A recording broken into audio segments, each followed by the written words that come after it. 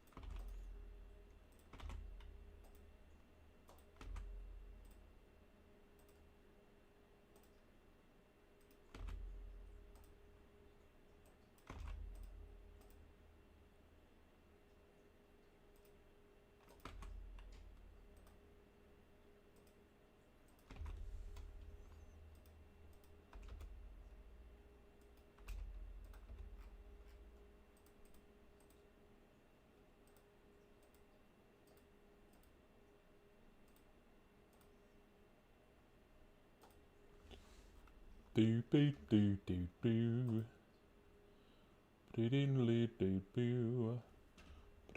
Malison, the Cursed City is a fantasy survival horror RPG published by Devolver Digital, currently in development, in which you investigate a sinister city filled with hundreds of grotesque monsters, demons, and weirdos. It focuses on exploration and atmosphere. Its main influences are both classic Western RPGs like Baldur's Gate, Japanese RPGs like Final Fantasy, as well as survival horror games such as the Resident Evil and Silent Hill series.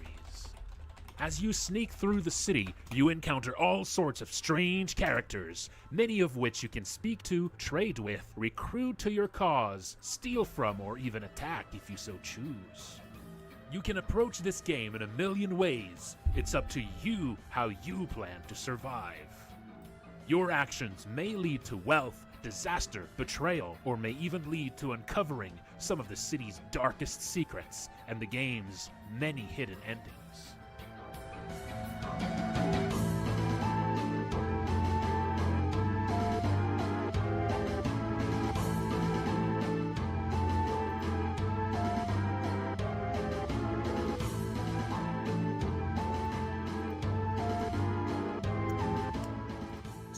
The main character is no powerful hero. You awaken in a city transformed into a weak, frail goblin, and may need to rely on desperate measures for your survival.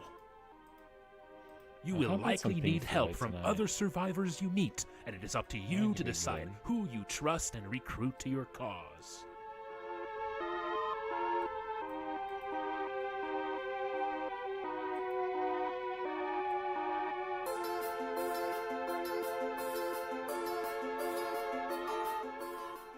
Combat is in a classic turn-based style with a focus on managing scarce resources and building unique strategies by recruiting all sorts of different party members, equipping them and teaching them new skills.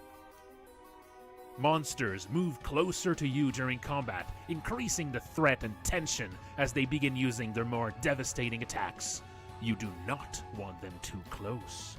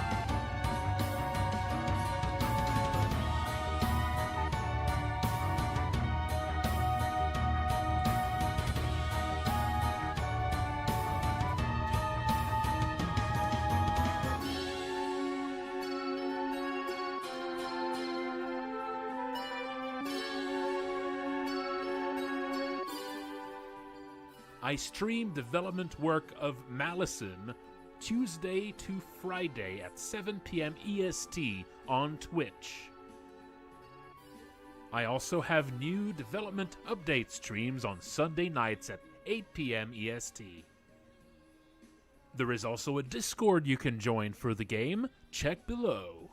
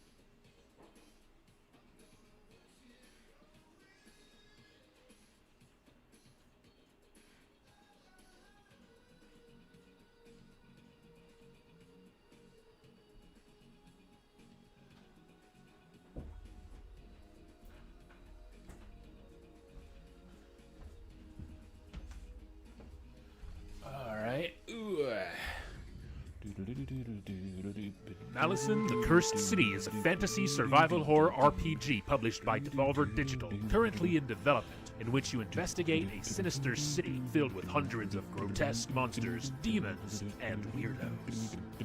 It focuses on exploration and atmosphere. Its main influences are both classic Western RPGs like Baldur's Gate, Japanese RPGs like Final Fantasy, as well as survival horror games such as the Resident Evil and Silent Hill series.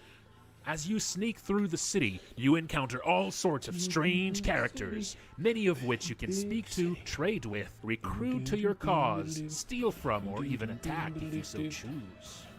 You can approach this game in a million ways. It's up to you how you plan to survive.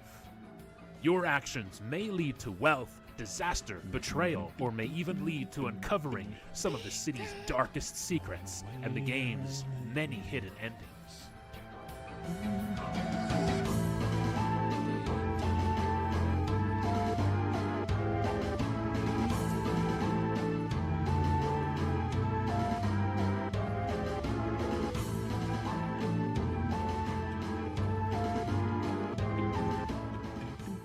The main character is no powerful hero. You awaken in the city transformed into a weak, frail goblin and may need to rely on desperate measures for your survival.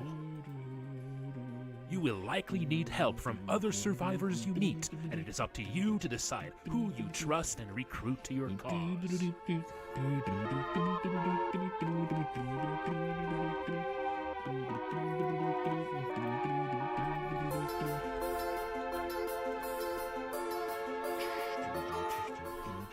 Combat is in a classic turn-based style with a focus on managing scarce resources and building unique strategies by recruiting all sorts of different party members, equipping them and teaching them new skills.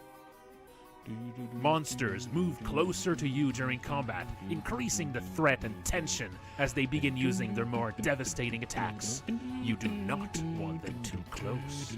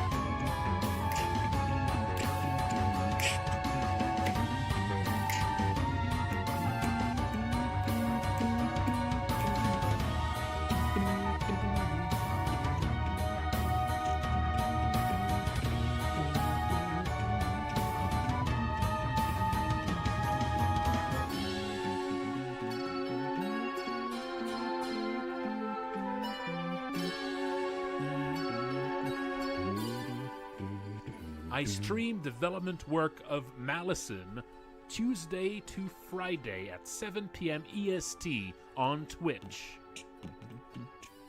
I also have new development update streams on Sunday nights at 8 p.m. EST. There is also a Discord you can join for the game. Check below. Alright, folks. Let's keep going. So, gonna do a little bit. Gonna do just a little bit of detailing on this. But then I want to spend some time tonight planning ahead for the game jam that starts this weekend. Want to do a little bit of planning. I'm gonna make I'm gonna open up a document. Gonna open up a document and sort of plan the kinds of things I want to have done on any given day of the jam. So I can sort of plan ahead and see, okay, this is doing well, so I can keep going on this plan, or if I need to simplify it, and also to have a general idea of where it's going. And yeah, I want to see if that helps make the jam, go smoothly, Also, after a little time away from this, I really like this sun. I think this looks a lot better. I'm pretty happy with the look of that sun here. You know, I wasn't too sure about it yesterday. But, you know, looking at it now again, I think this looks good. I think that's a good sun. And I'm gonna put just a little bit of like reflections on the giant hand here. This color is a little bright for that. It's a little too much, but I'll sort of well, I had a more faint color around it. It's more like there's folds in the giant thing that's kind of catching the light of the sun a bit, you know.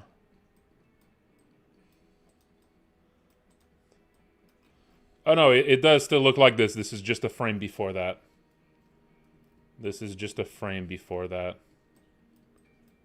This is the image just before you see it, like, kind of sucking some of the sun in. That's going to be the next frame I work on, actually. But yeah, so I'm still thinking a little bit about that, yeah. About that roguelike. I think that's gonna be a lot of fun. I think it's going to be a lot of fun to really... to make a game that really digs into gameplay and has very little asset making for it, you know? You know, I'm so used to doing so much art, so many art assets, that it's just kind of fun sometimes to just really dig into something that's mechanical.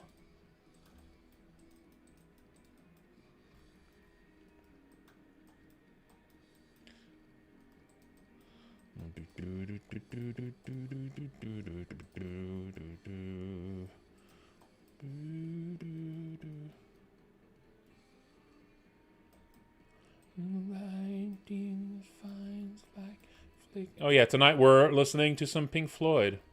We're probably not gonna have Pink Floyd the whole time, because when I get to planning, I'm probably gonna, well, I'll probably just lower the volume on my end, actually. Yeah, I'll probably let the music play for the stream, but I'll lower it on my end. That's up to you. What is like the reason it seems to be sucking in some of the sun? Yeah, that might be what it eats. That might be what it eats. I mean, it's kind of what it looks like, but maybe it's just kind of sampling it. You know, it's down to you. I mean, right now I'm thinking, you know, I want this to feel like a dungeon crawler. And so I'm thinking, like, you know, the kind of suspenseful exploration music you want for a dungeon crawler, you know? I'm thinking like dungeon synth, basically. You know?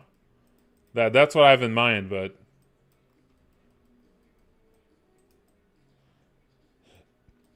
you know, very atmospheric, very... nothing too crazy, nothing too high octane there. Because it needs to always work no matter what's happening. You know, I'm not going to be changing up the music based on circumstance or anything.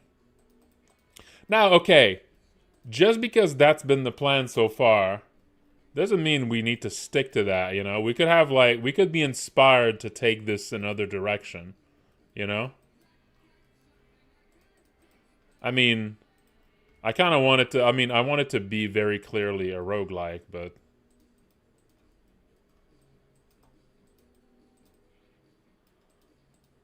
you know, if we have some other idea for something a little different, I don't mind that either. But yeah, right now I'm more leaning into just trying to stay away from making something weird for once.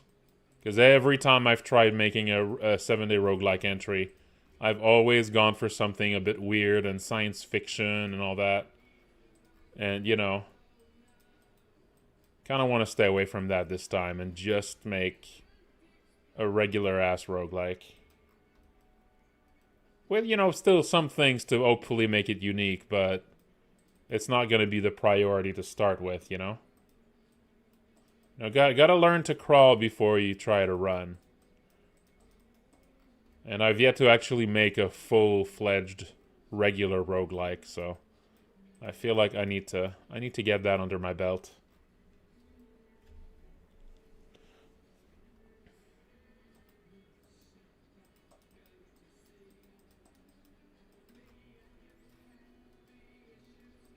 Somewhere, anywhere, that gets Something I can't explain.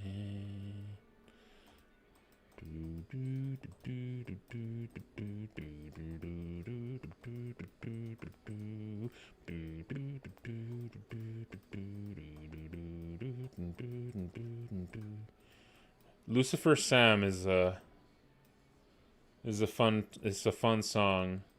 It was I think I'm talked about this before. But the first time I heard this song, it was not the real track. The first time I heard this song, it was like I found it on some random CD of a video game. It was like in like a goodies folder of like some random video game, like a bargain bin video game, had like a cover of Lucifer Sam in it. Like an instrumental cover of Lucifer Sam. And I remember using it in like a really early RPG Maker game project I had. And I didn't know about the song. I only later realized, wait, it's that song I found one time. Like, once I heard the song on this album. It was just a really, really, like, basic instrumental cover of Lucifer Sam. And then much later, I heard that song in, like, a commercial for a monster truck rally. And it was that exact same cover, like, instrumental cover of Lucifer Sam. And this song here, the first time I heard this song, it was a very, very good MIDI. A very good MIDI cover of this song that I also used in some other game. And I also didn't know it was a Pink Floyd song.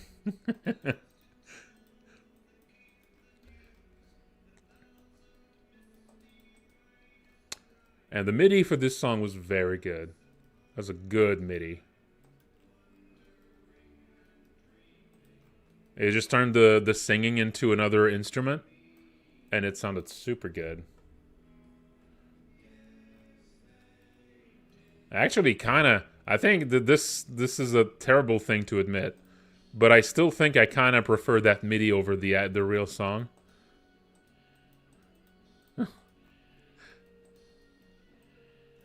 Like, I guess I kind of don't like the style of singing of this song. You know, the sort of like sleepy, like, you know, the sort of sleepy, like, you know, stone kind of sound of the singing is just kind of like, it just kind of, I don't know, it's boring. I don't like that singing style. So turning it into an instrument just sounded good. I wonder if I can find it.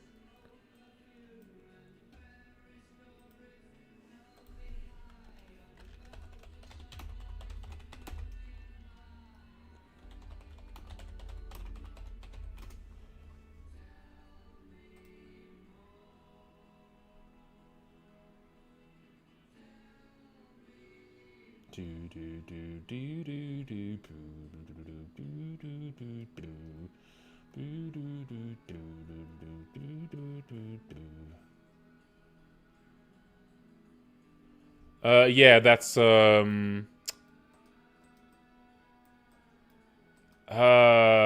what was it called again? But yes, I do know that.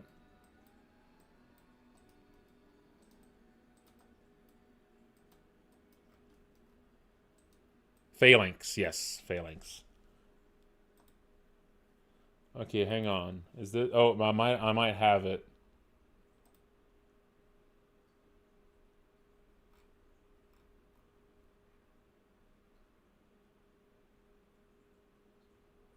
I might have it here. Hang on.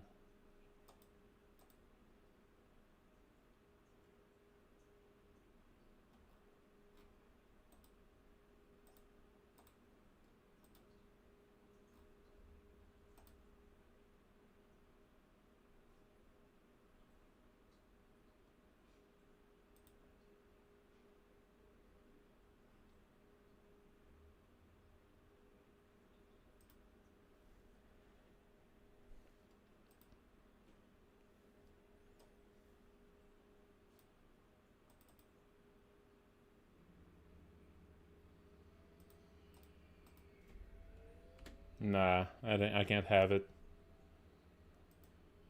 I can't have it.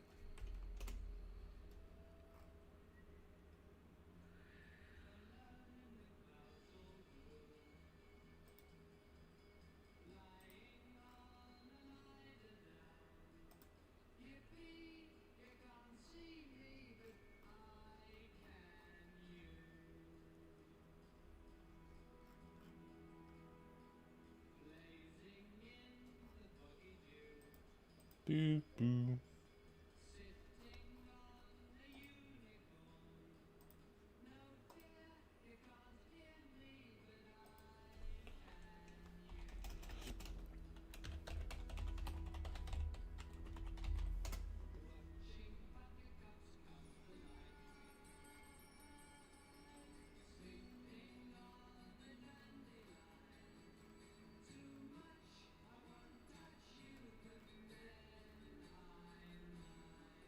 Ah, too bad. I can't find it.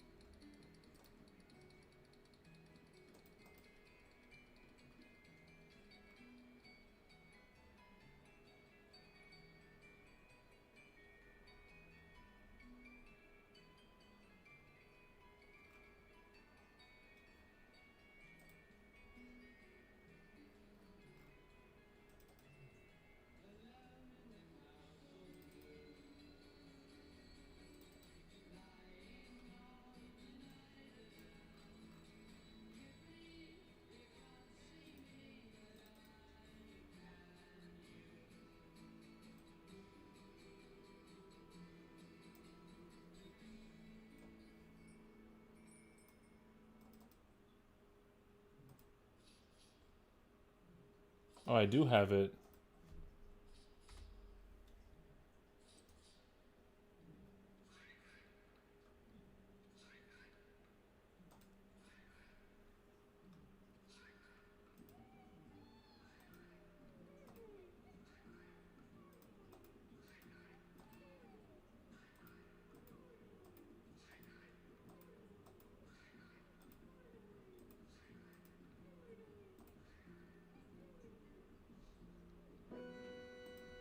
Oh, I found it.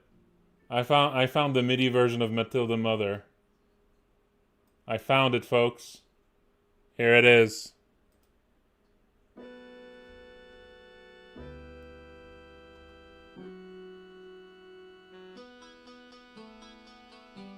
There it is. There it is. That was the first version of this song I heard. I remember I used it in some random game project at one point.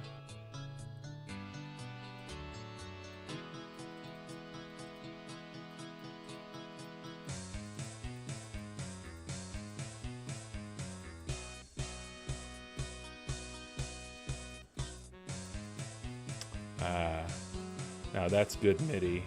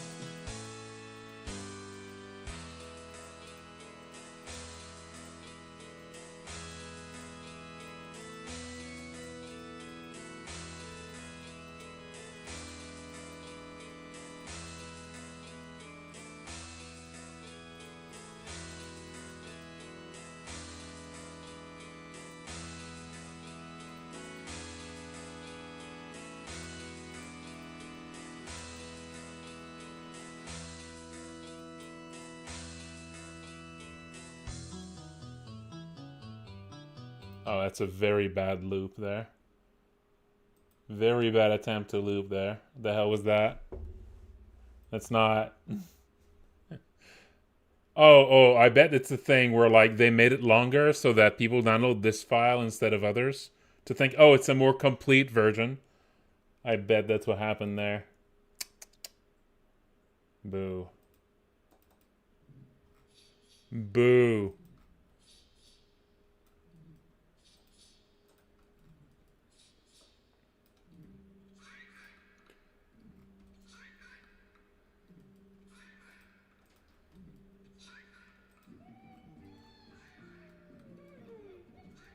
Doi doi.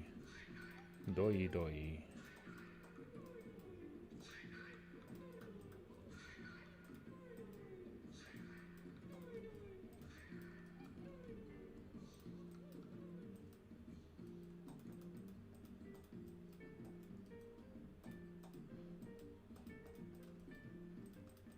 Yeah, I think the way that I'm gonna start the way I'm gonna start it, the roguelike. Yeah, it's gonna start with no character creation whatsoever. That's not gonna be part of like the first version. Yeah, I'm gonna start with like I'm gonna have like several different versions of the game. It's like seven, yeah. In the very first version, like the most basic one, there's gonna be no character creation, nothing like that. Just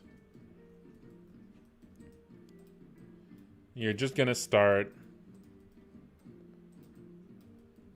Yeah, it's gonna be the most basic imaginable. And I think I'm gonna add some basic character creation in this second version. So maybe on like day 2 or day 3, that's gonna be when it's gonna get some kind of character creation.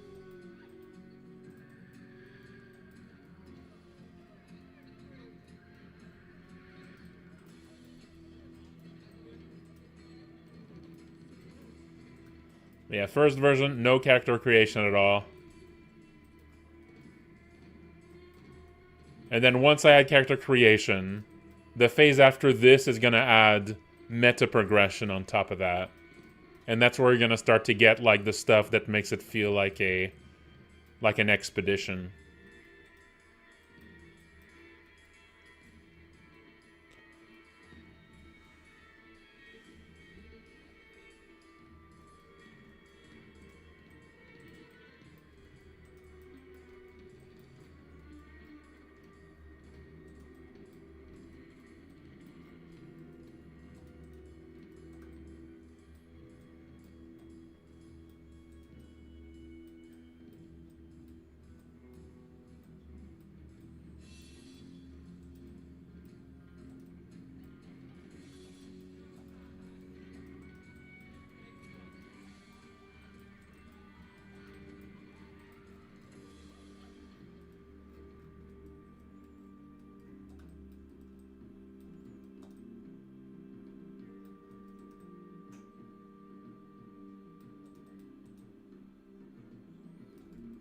I think I'm gonna shift to planning, to some planning specifics after the first stretch break. In like maybe 10-15 minutes. That's when I'll shift to roguelike planning mode.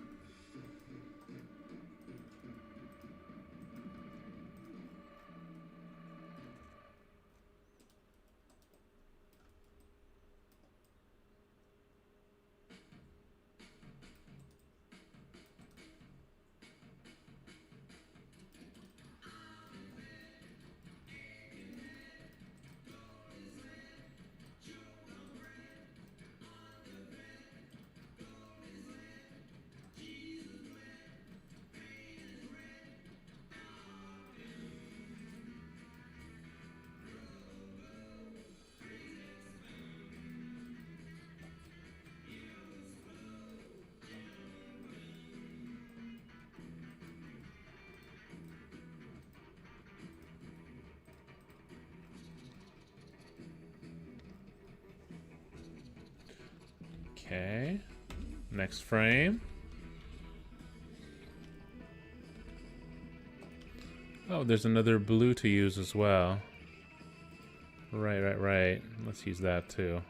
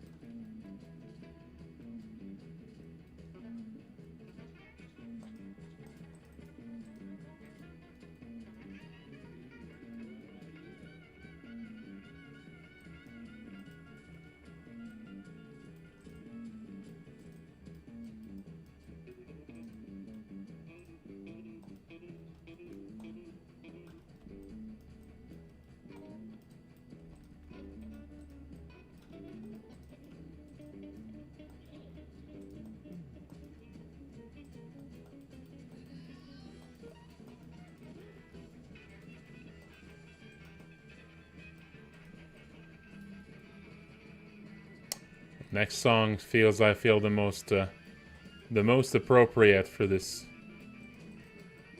subject matter.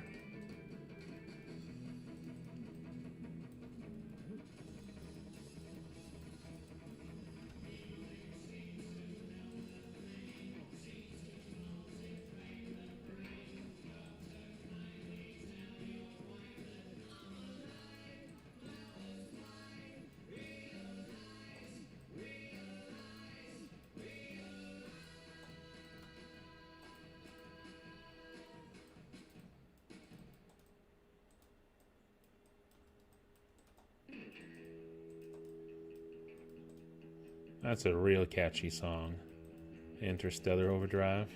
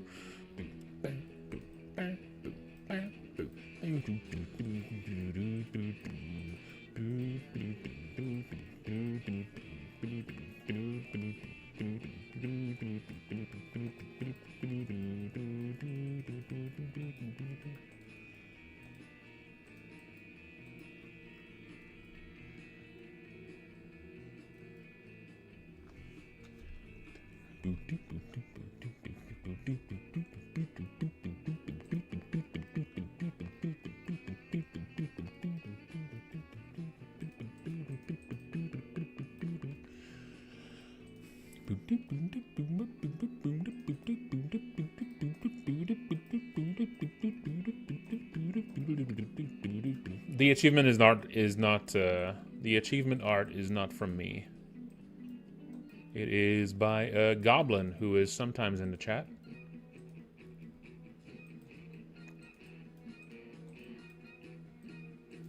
Who has made basically all of the achievement art.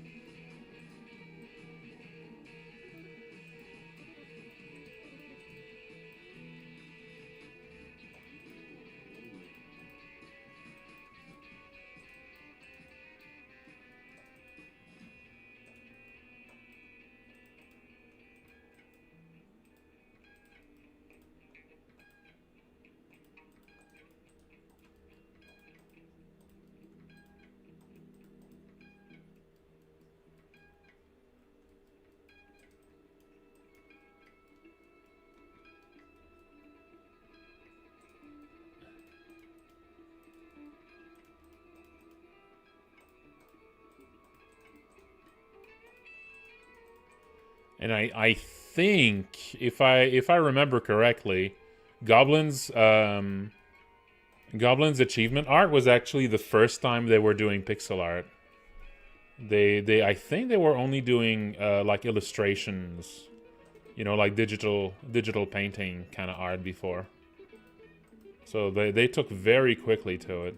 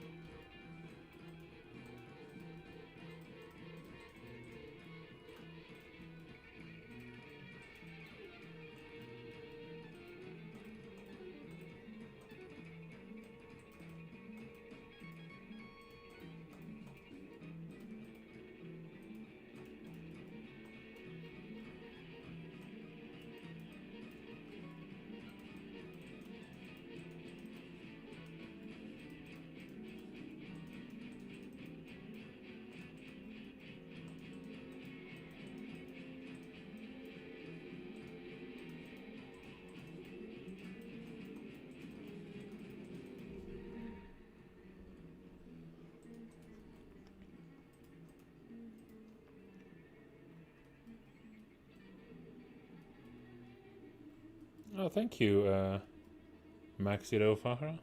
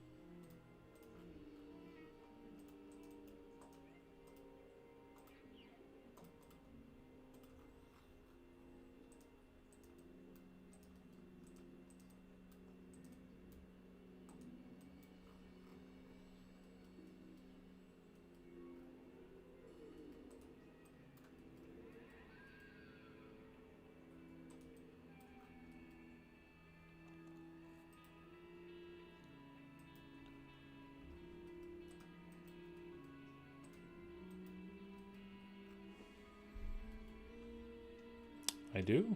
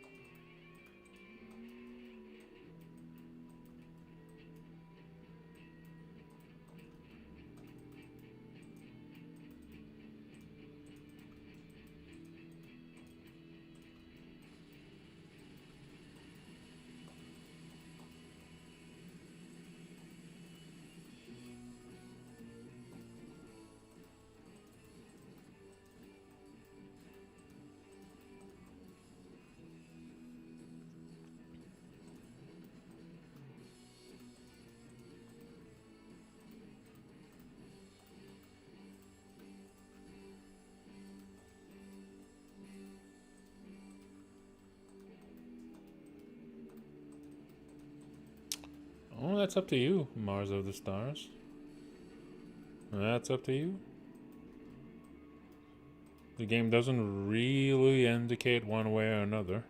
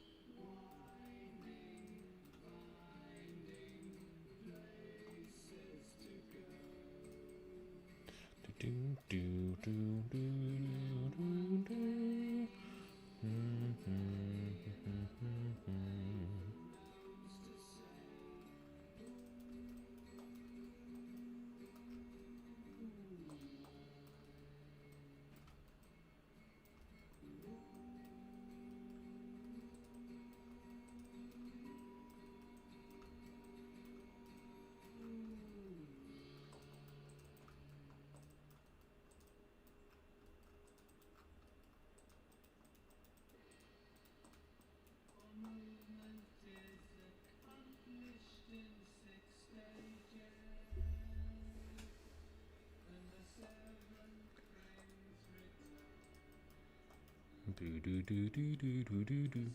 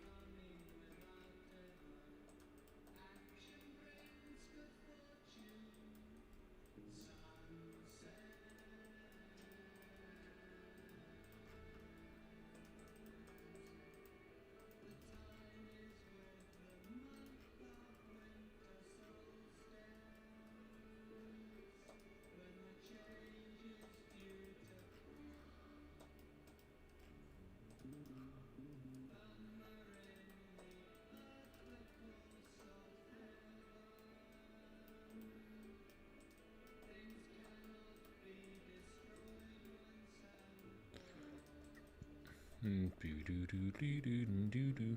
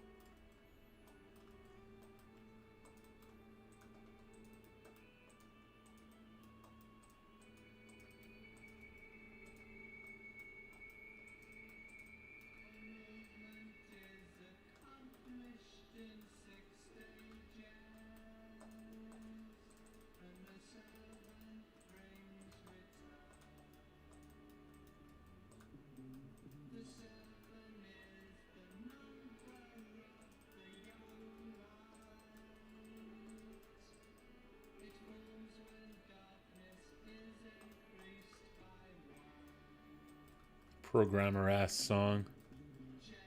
Can't believe this. This is what programming sounds like.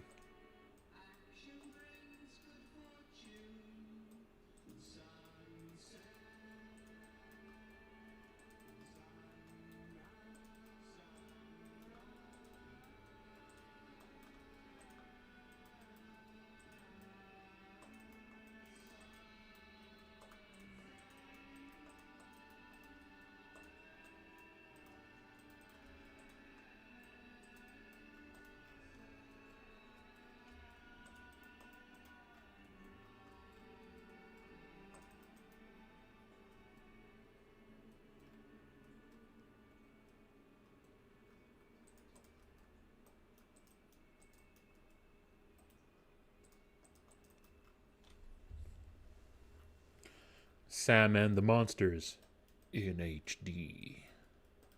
In HD. High definition. Sam and the Monsters. Finally, we can see them in HD. The way they were always meant to be seen.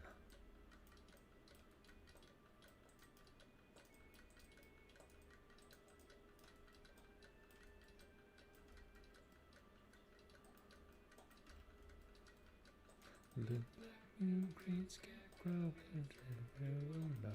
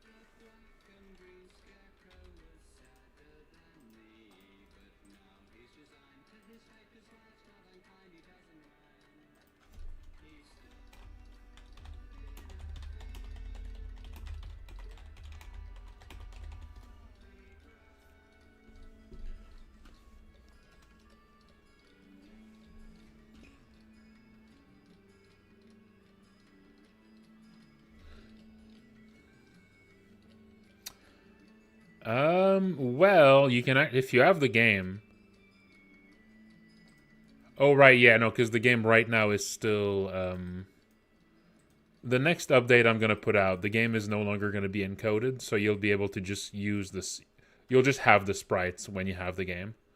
But right now, I don't think, it's not really, you know, yeah, it's not really out anywhere right now, like that. Find it if you like. It's got a basket and rings and things to make it look good. I'll give it to you if I could, but I borrowed it. The kind of girl that sits in with my world. I'll give you anything, everything if you want things. I've got a bit of a joke. It's so teared up in front, it's red and black. I had it for months. If you think it could look good, then I guess it should. You're the kind of girl that fits in with my world. I'll give you anything, everything if you want things. I've got a mouse and he hasn't got a house. I don't know why I called him Gerald. He's getting rather old, but he's a good mouse. You're the kind of girl that fits in with my world. I'll give you anything, everything if you want things. I go a clan of gingerbread man. Here a man, there a man, lots of gingerbread man. Take a couple if you dish. You're the kind of girl that fits in with my world. I'll give you anything, everything if you want things. I know a room of musical tunes, some rhyme, most of it is clockwork. Let's go into the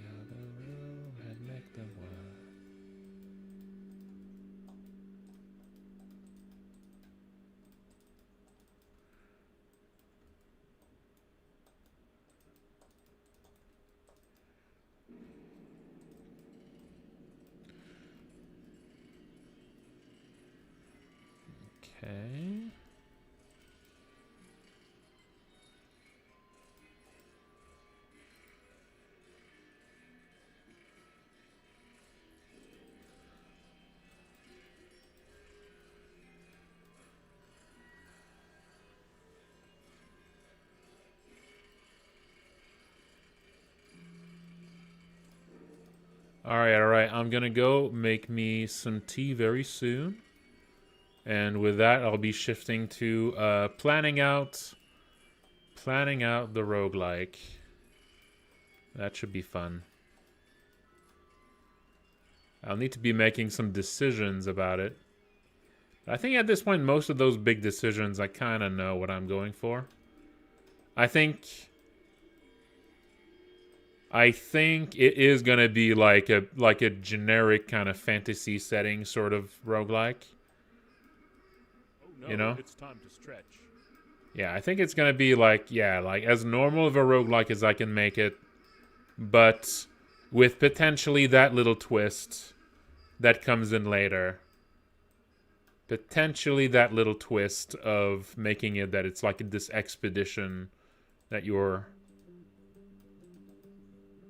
This expedition sort of with, you know, sort of managing like a camp of explorers.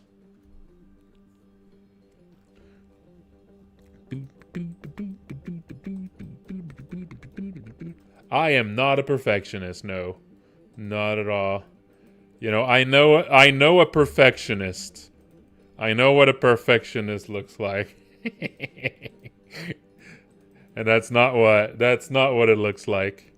I think I just like you know, I just find polishing pixel art to be relaxing. You know? I just find polishing pixel art to be relaxing, and so taking a little week there to detail out some of the endings just seemed like a good time. For the streams at least. All right. Okay, I'm going to go make me some tea, and when I'm back, I'm gonna go make me some tea, and when I'm back, we are going to shift towards planning for next week's game jam.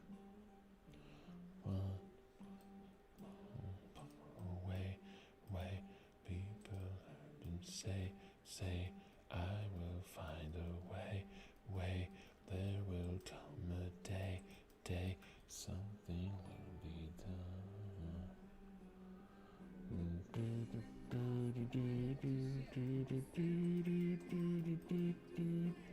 All right. Okay, yes. So we're going to shift to the roguelike planning. And, all right. But first, I'm going to go make me some tea or maybe hot cocoa. I did buy me some new hot cocoa. So I might do it. I might do that. Yeah, you know what? I think it's going to be hot cocoa. I think so. All right. I will be right back with some hot cocoa.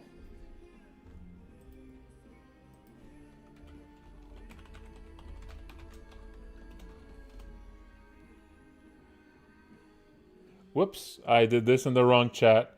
I sent the commercial command into the YouTube chat. That's great. There we go. Wait, what?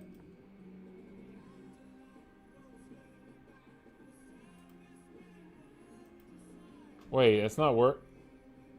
Wait, why isn't it working? Why isn't it working in the Twitch chat? What? That's... Okay, this time it worked. I have no idea what happened there. Well, anyway, I'm back. I'll be back in a bit.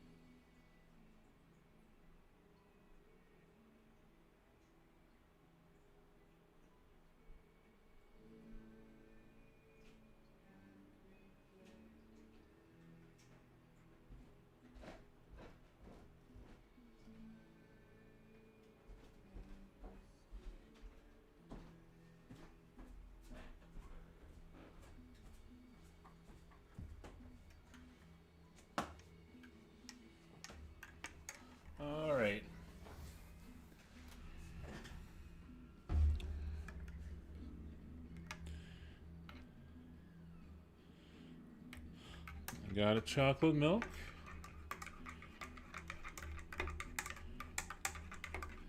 A hot cocoa. Yeah. Okay, folks. It's time. Okay, it is time.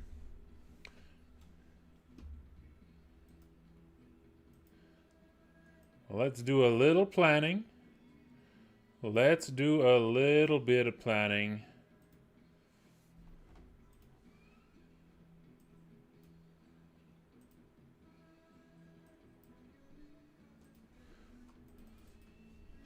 Seven-day roguelike planning.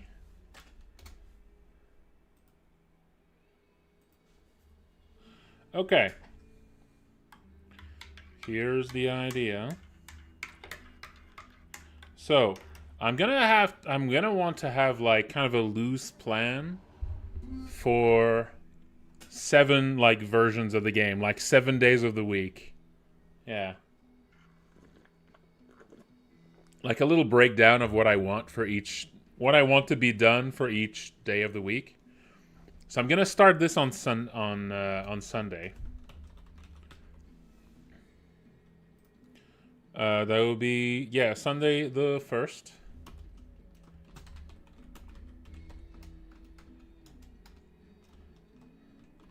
And we're gonna have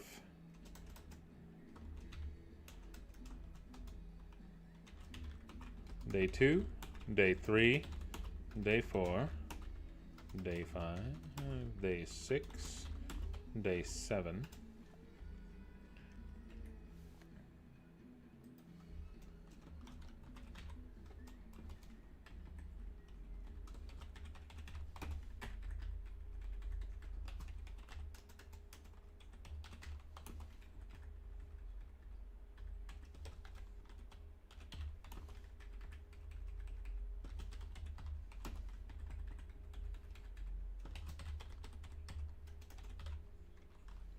Okay, here is what I want to have ready at the end of each day here.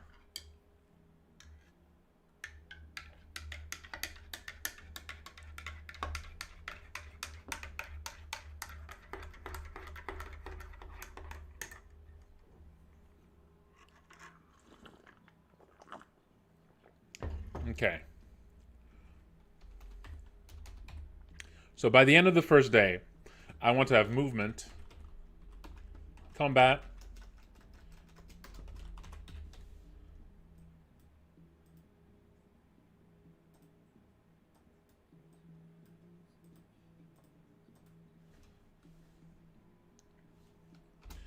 I want to have enemy movement, enemy attacks. So player attacks, player movement, rudimentary map generation. It's just going to be placing, just going to be like randomly placing walls at that point. It's not going to be anything too fancy.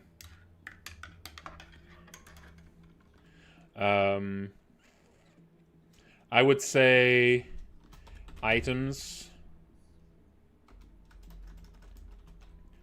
Picking up items.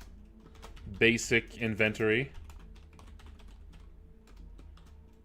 Maybe not necessarily equipment. Maybe equipment's going to be on day 2. Basic inventory. Healing items. Usable items, really. Gear, treasure, unusable at this point.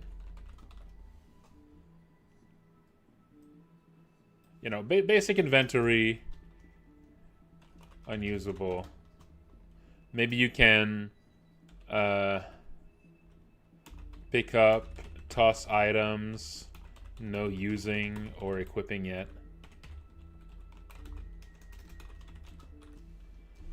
Okay. I feel like this here is going to be a good starting point for the first day. And the first day is like a short day too. Actually, no, I think the first day could be like a complete day. Yeah. Yeah, maybe like on the first day.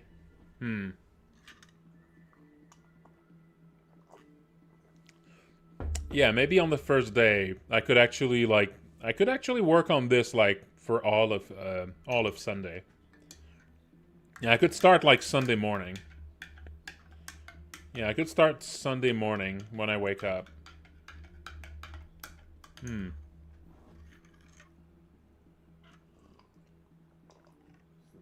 That would make sense.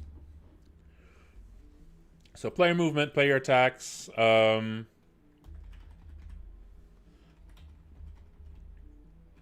rudimentary map generation, basic map display, heads up display.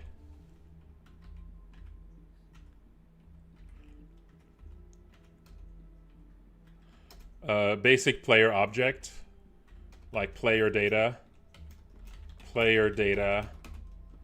life, mana, food, you know, money, etc. Stats, experience.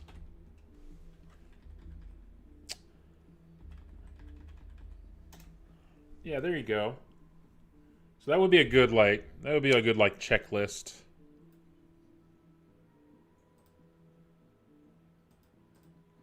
Yeah, there we go. That could be a good checklist for the first day. And I might be able to do more than this. If this is, because I was thinking at first Sunday would like start on Sunday night. Like maybe I would start the stream, you know, Sunday at the usual stream time. But maybe I would start this like on maybe I would stream Sunday morning. I might like stream like Sunday all day. And just like go through all this. In which case I'd probably do way more on Sunday than I'm thinking. But we'll see. Let's just start with this for Sunday. And then we'll keep going. Okay. So that would be, you know, the theme of Sunday, March 1st here would be, you know, setting up the basics. Right?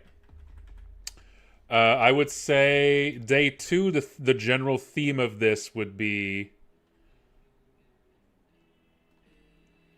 like character progression. Character level progression. So that would be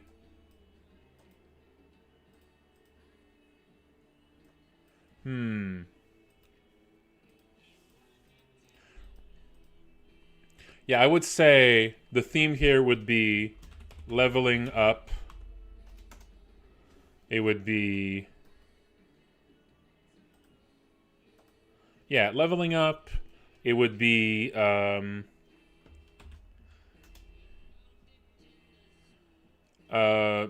game progress. Enemies get harder as you go deeper. Actually, maybe this is day 3 stuff. Maybe first I want to do like more advanced character stuff on the second day.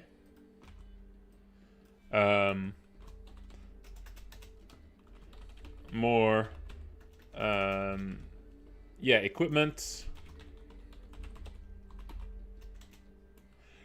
Maybe like equipment and skills could be the theme of day 2, right? Yeah, equipment and skills. Equipment, skills, usable items. Yeah, so that's just expanding what the character can do. Like at the start here, the character can only move around and attack. Day 2, at the end of day 2, the character should be able to like do stuff. Yeah. So here, gonna have equipping items, using items, using skills, ranged combat, like maybe status effects. Yeah. So that's like the more advanced character stuff at this point. Equipping items, using skills, range combat, status effects. Yeah. Um, advanced enemies. Advanced enemy actions. So basically enemies, like ranged enemies. Actually, no. Maybe that's later. Yeah, maybe at first here, the enemies are still really basic. You know, they move around, they do melee attacks, and that's it. So at this point, like, the player, like, you know, has way more ability than the enemies. Right? Yeah.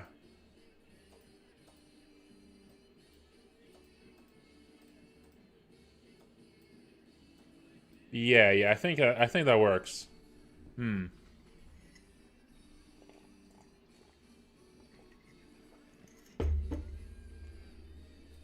Yeah, I think that makes sense. I think that makes sense here.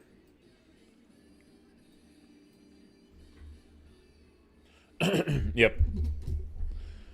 Equipping items, using skills, range combat, status effects. This is like fewer points than this, but these are more complicated things.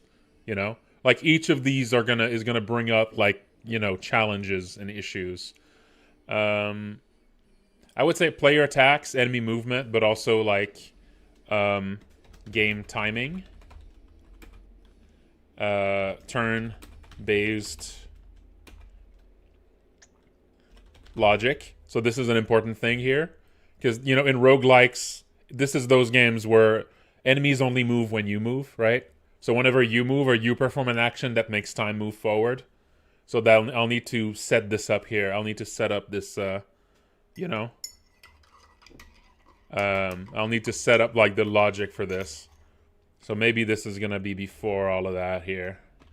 Game timing, turn-based logic, then player movement, player attack, enemy movement, enemy attacks, rudimentary map generation, placeholder really, placeholder map gen, basic map display, more like level display. Map sounds like something else here. Heads up display, life, level, etc. Picking up items, basic inventory. You know, picking up items and basic inventory. This might be day 2 stuff. This might be day 2 stuff. We'll see. We'll see. Okay. Yeah, you know, a lot of this I'm just making a wild guess on how long I'm gonna spend on all of these features, right?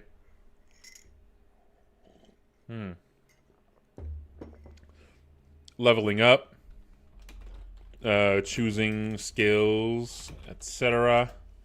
Game progress. Enemies get harder as you go deeper. Um, hmm.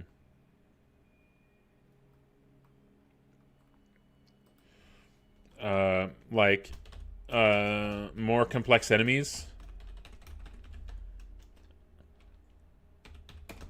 Enemies, like, different behaviors. Bosses.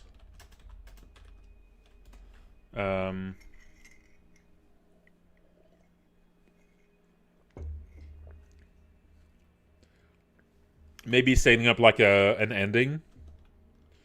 Like a bottom floor. Final boss.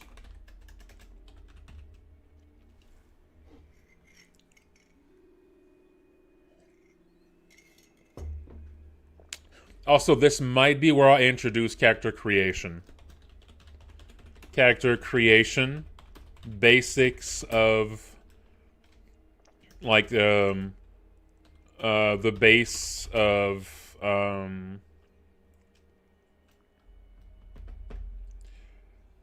yeah, I would say like that at this point it would be like the base for the meta progression later. You know, nothing you can actually do yet, but it's going to be sort of like the fundamentals of it.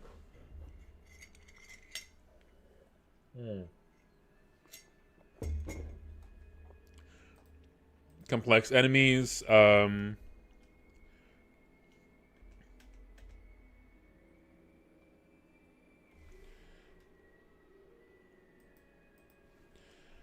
Game progress, character creation, enemy growth based on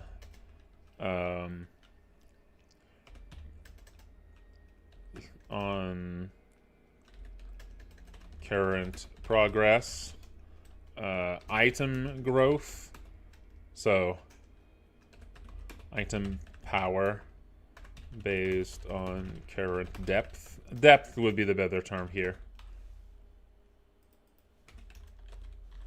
Yeah, enemy growth based on current depth, item power based on current depth, complex enemies, so different behaviors, bosses. Then we have the bottom floor final boss.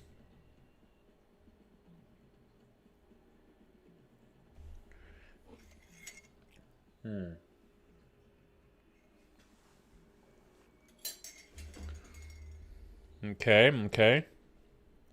Let's see, what else here? I think day 4 could be when I dig into level generation. Yeah. Level generation. This is when I'll switch from just having the most basic level generation from, implementing different gen algorithms.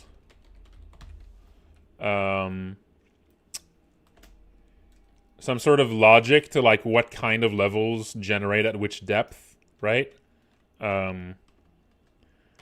Different level types, different generators.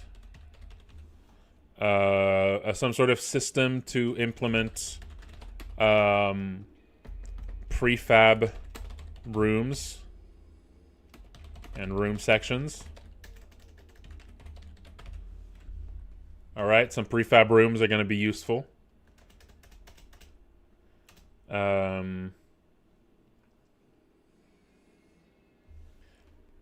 Yeah, that's pretty good, I think. This is probably going to take an entire day. Like this stuff here can be. I'm probably going to need to split this into more detail here. I'll just start with this. So yeah, day 4 is going to be the level generation day. Day 5 is going to be when I dig into meta progression. Yeah. This is going to be the meta progression day. This is going to be when I implement like the expedition theme mechanics. Bring back treasure from incursions to unlock. I'll need to think. I'll need to decide a little bit what I want to exactly how I want the meta progression to work. So after I'm done with like the basic of the plan here, I'll sort of sketch out the general idea for that meta progression, how I want it to actually feel. That's going to be something I should like figure out tonight, I think. So bringing back the pressure from incursions to unlock new starting options.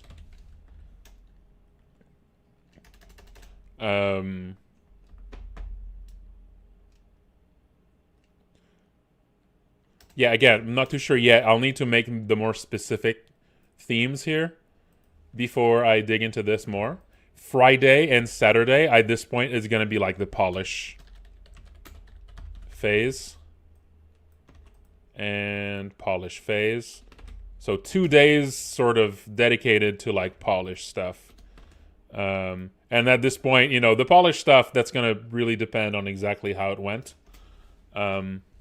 So the polish phase, day 6, I guess the priority is going to be like you know, bugs and quality of life features. Maybe I'll try to have the game out on like as like a browser game or something. So maybe I could like respond to some, you know, some quality of life requests for it or something. I don't know. So maybe some art polish. So yeah, I think day 6 and day 7, I'm probably going to like day 6, day 7.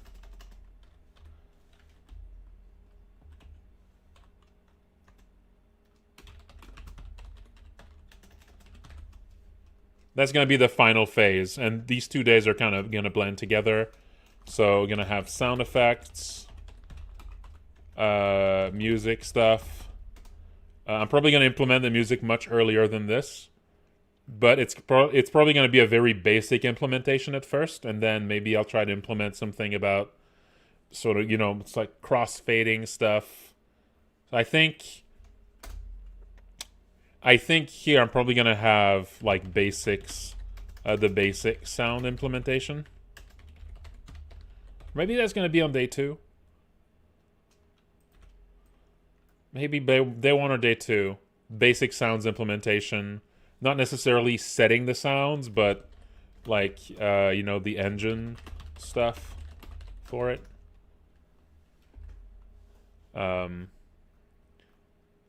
Sound effects, music stuff. Some like, you know, crunchy visuals stuff. Visual impacts in combat. You know, all the little things here that can make a game just a little more satisfying, you know? Yeah. Okay, so that's the plan right now, the general plan for how it's going to go. That's it here. So Sunday, setting up the basics. So after the first day, I want to just have all the very basics of a roguelike.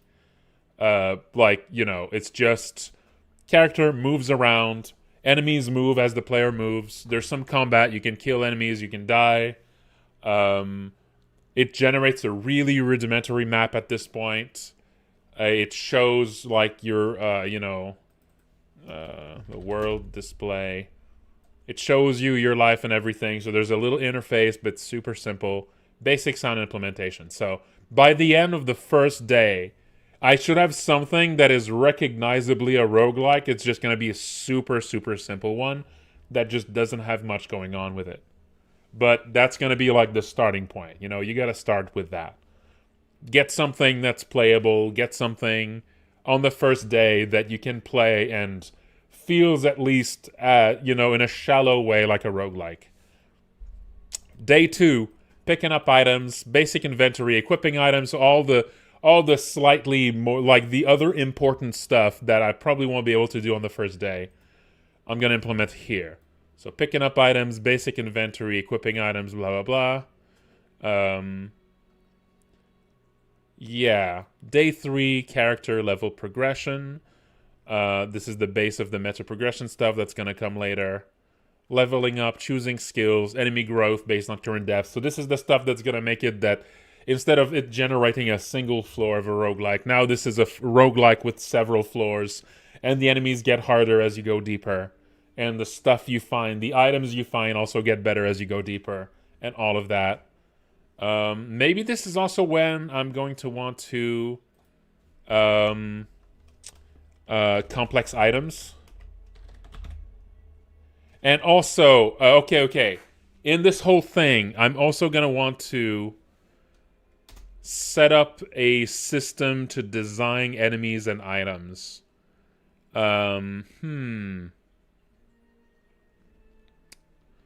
Yeah. Yeah, this is where like the more complex items might happen.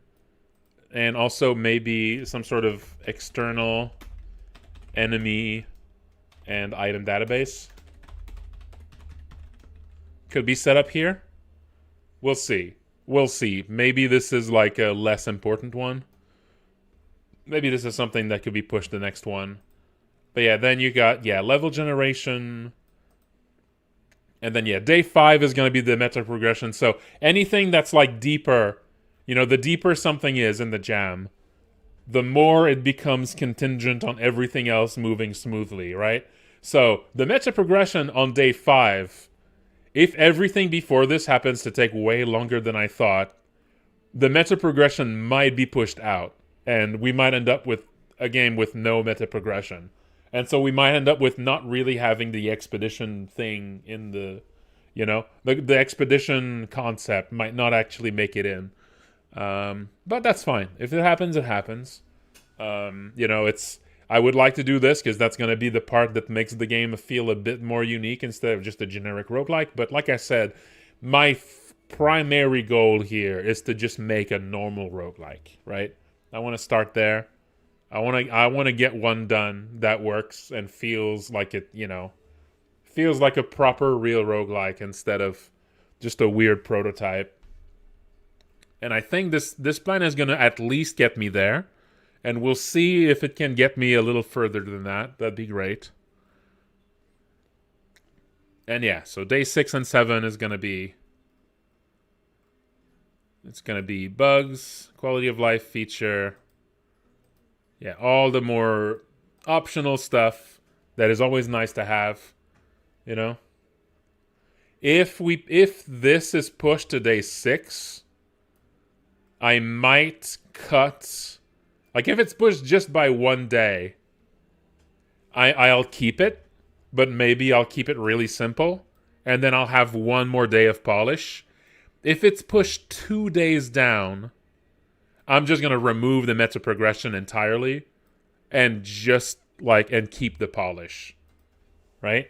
So it's going to depend here, right? So if it's pushed just one day, if the meta progression just takes a little longer to get there, then,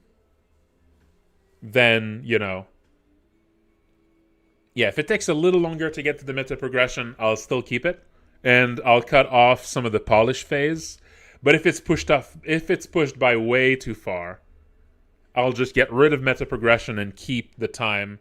Yeah, I'll just get rid of this day entirely, and just so I make sure I have at least 1 day of polish left. I think that sounds reasonable. And if I get to meta progression early, so if everything goes really smoothly, and then I reach meta progression stuff on day 4, right? That would be great. That would be like the ideal situation. Then I think I'll probably make maybe I'll make the meta progression more complex than what I thought. So I'm thinking this is where I'll dig.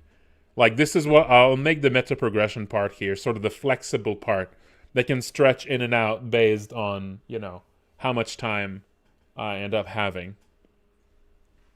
Yeah. I think that makes sense. Okay, let's do a little bit of planning now on the specifics of the meta progression idea. Now, this is stuff that might not actually make it in, like I said. Like, this is stuff that's optional, but that's still going to be, like, the more unique part of the game, I think, if I do end up making it. So I think it's a good idea if I have a solid something in my head for what it would actually look like if I do end up making it. So, meta progression idea. So meta progression, if you're not familiar with roguelike stuff, meta progression is whenever a roguelike, it's a more recent thing, like older roguelikes didn't typically have any meta progression. It's sort of a more modern roguelike thing. It's when a roguelike has stuff that grows between your runs, right? Like, for instance, in The Binding of Isaac, right? Like, every time you start a game of The Binding of Isaac, you start always the same way. You start with, like, really basic, you start with, like, 2 bombs or 2 keys or whatever the character, you picked. And so you're always starting at the bottom with nothing. But every time you finish a game of The Binding of Isaac, it unlocks new items that are going to start appearing in the dungeon from this point on, right? That part is the meta progression. That's the part that grows in the game as you play it. So yeah, classic roguelikes didn't usually have any meta progression at all. You know, the game just reset completely every time you died. And, you know, your only meta progression was your understanding, your knowledge of the genre, you know? Um, that was like, your own knowledge, your understanding of how the game works, and like the gimmicks of all the different enemies and how to defeat this or that guy. That was the progression, right? Otherwise, other than your own knowledge, the game itself always reset completely when you died in roguelikes, classically. So it's the more modern roguelikes make it that every time you die, sometimes you actually get stronger over time, to make the game a little easier every time you die, basically. Or sometimes it just adds more features to the game. Like that's what the Binding of Isaac does.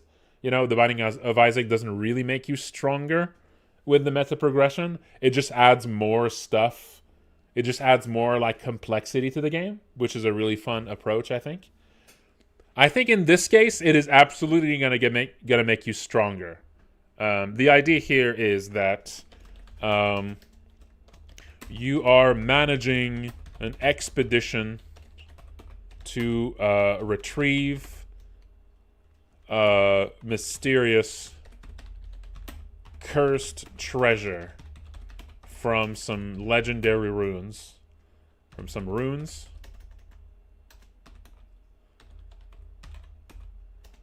All right. Every playthrough, every like game is a separate incursion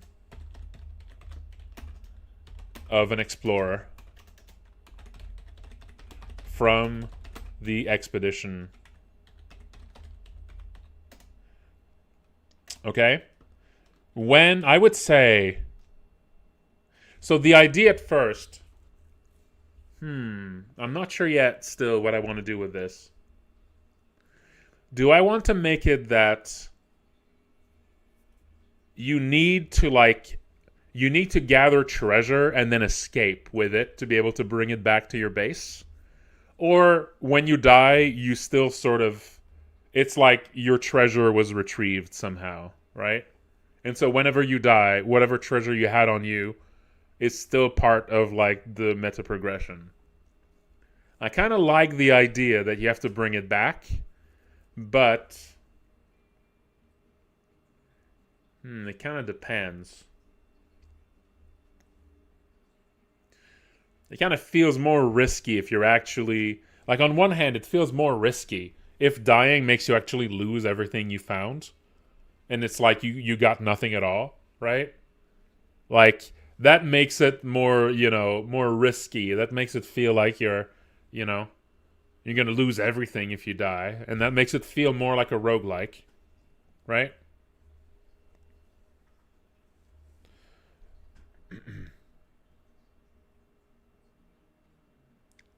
So I kind of like that. But on the other hand, on the other hand, if the way to be safe is to basically make very little progress, then go back out, right?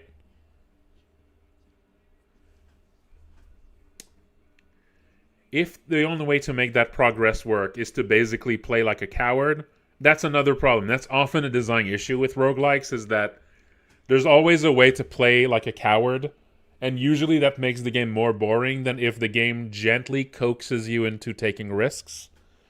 And I feel like if you dying means you don't win anything, that's going to be more likely that people play the game in a more boring, slower way and just do the most safe thing possible. Well, if dying just means you stop collecting treasure, right? I feel like people are going to be more likely to make some bold decisions, and the game is going to be a bit more dynamic. It's going to have a slightly faster pace to it. So I don't know. I'm not sure. Like both kind of have a plus, seeing some advantages and disadvantages here. And also, like, moving back out, like running back out of there with your treasure isn't necessarily going to be like an interesting thing, right? Yeah.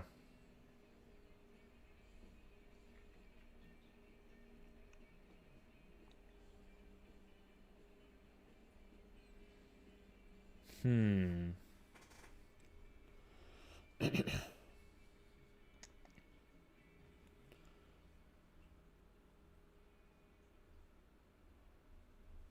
Now, it could be kind of a Dark Souls thing where when you die, you don't actually lose everything. You drop everything that you had, all the treasure you had collected, like spawns on that same floor the next time you go down. And so you can go retrieve it. So you can make essentially like an expedition to go get the stuff, right? Hmm. That might work.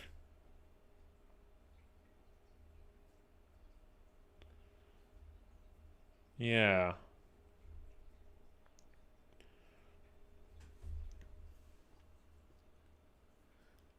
I do like the feeling of like having to escape and whatever things you avoided and you didn't fight on the way in is still there.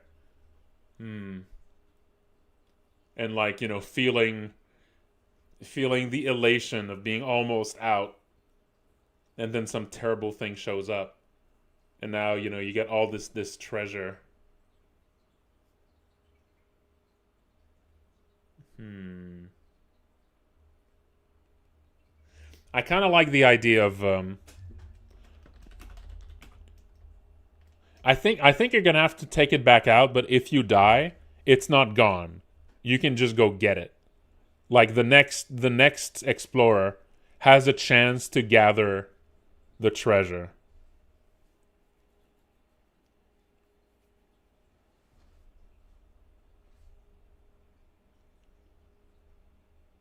I kind of like that. Yeah, it's true. There's a lot of games where you have to ascend back out. But yeah, I think yeah, that might be interesting here. Yeah, you just have to go get the body, get the items. And maybe if you fail, if your next attempt fails early, that might not mean that yeah, it works for prog levels. It just needs to like place the body in that same floor basically. So I'm thinking if you fail on the next run to get it, I don't think it disappears.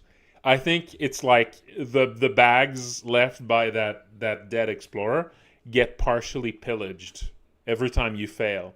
And so the longer it takes you to get to it, the more stuff is gone from it.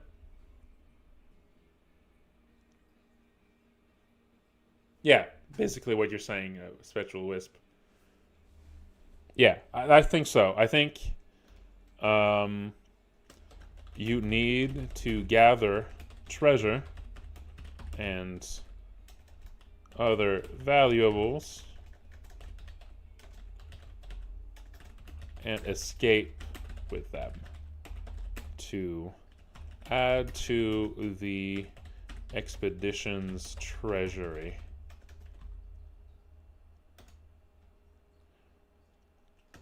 If you die, if an explorer dies during an incursion, their body and collected treasure appears on the same floor for the subsequent incursions at the same location, but for every day that passes between the explorer's death and the retrieval, more treasure, more items and treasure gets pillaged.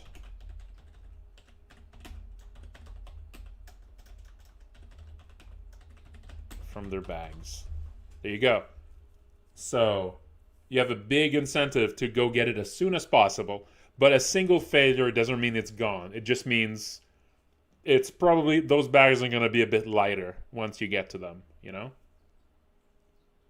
Yes, I was thinking of that the previous explorer being resurrected as some zombie or something would be something that's occasional and depends on like how they were killed, maybe. Now that might be a little too much, but yeah, depending on exactly how they died, having some sort of different monster that attacks you there would be really cool. I'm thinking, especially since I think like if we get to really giving the game the theme that I'm thinking of, I think there could be a lot of curses in the game, right? Because it's all like it's the accursed ruins of a temple of an ancient civilization kind of stuff, right? And so, like, there's going to be a lot of cursed things there, and I think, like, if a character dies with cursed items on them, maybe that makes them into like a really fucked up monster once you get to them, right?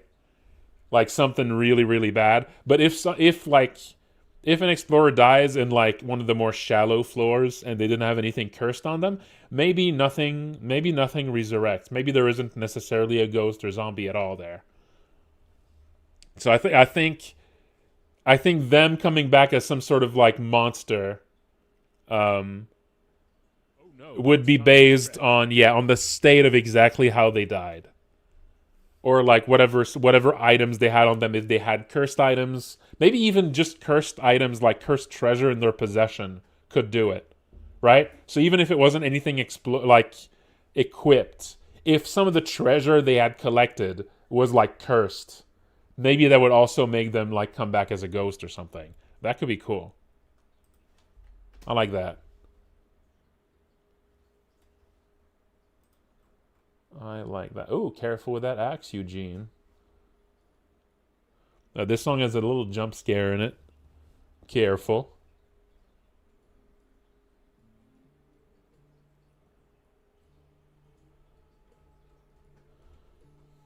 Little jump scare song. It's not that bad. Okay. Let's see.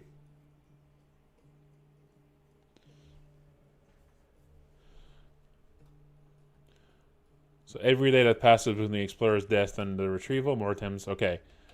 Depending on the items the character had,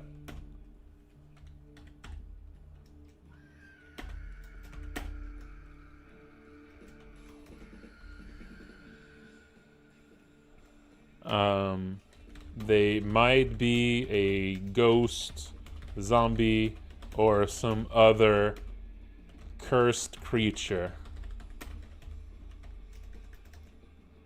you have to fight to retrieve.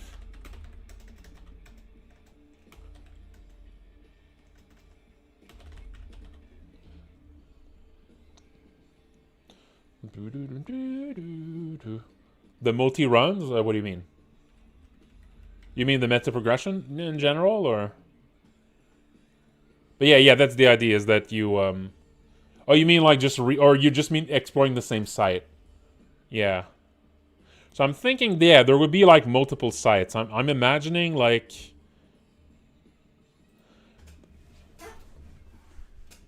the way I'm imagining it is when you set out on an expedition,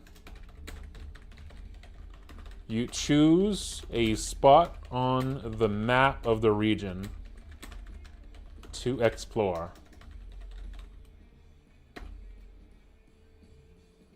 Like, there's going to be these sites that you can explore, right?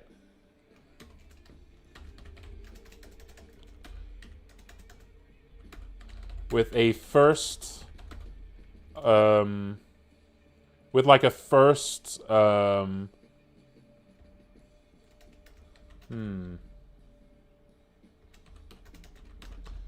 if you re-explore the same zone multiple times, it generates the same way. They each have an assigned seed.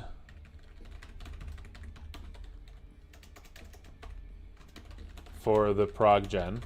So I think when you re-explore the same thing, I think it would use the same generation seed. So it would essentially generate the same level there every time. Now, in the early game, I think I would probably not care about this too much. You know, if I get to the meta progression. Yeah. Yeah. Yes, you are essentially exploring the same space. But you need to literally explore the same site to see the same map.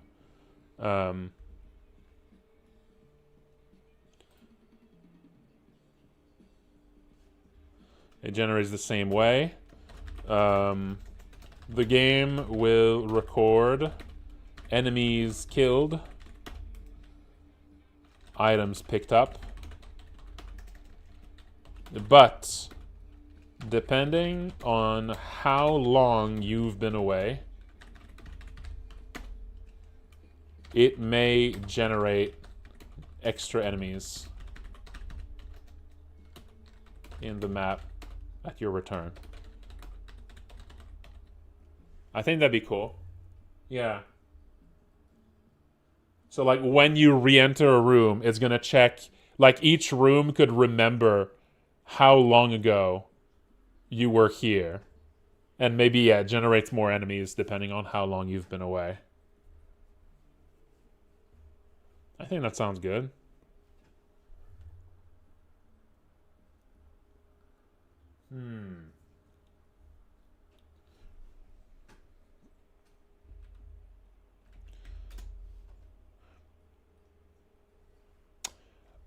I don't know if the camp would be a physical location or if it would be just like a menu with a lot of things in it. Right now I'm leaning towards the menu because a physical location would be a bit more complicated to like make it grow. Yeah. Game record, enemies killed, items picked up, how long you've been away.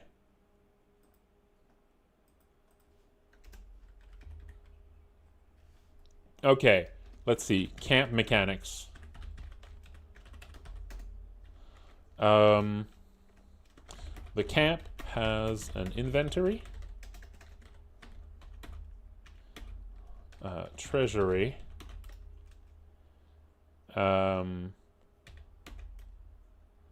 like a list of explorers, I think.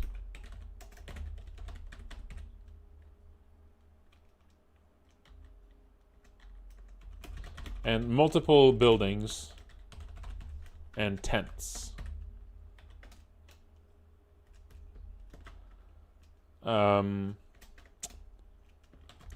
When you set out to explore, you pick an explorer.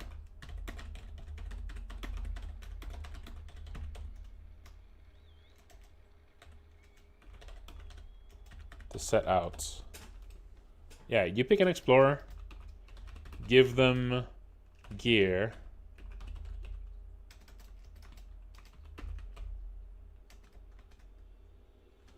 Yeah, you can just give them gear. So whatever you bring back from an expedition, like you get to like use again for your next one.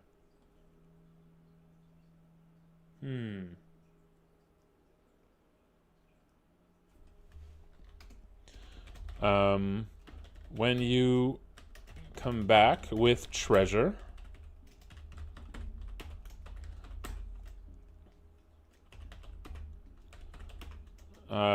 you can get treasure identified, get it sold.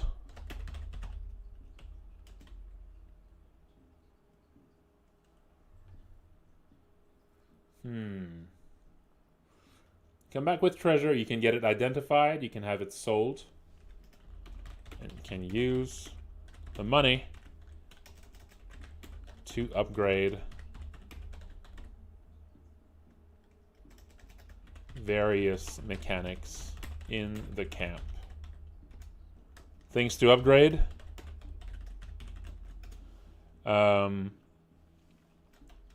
Lodgings allows for more explorers, workers, adventurers, researchers, whatever. Let's see, like, you know, the inventory, like the storage allows for more treasure and items. I think there's one big treasure you're looking for. Research allows for multiple research projects, multiple simultaneous research projects, allows for more researchers,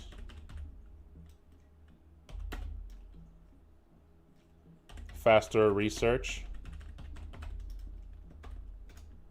Maybe like some sort of like scouting thing.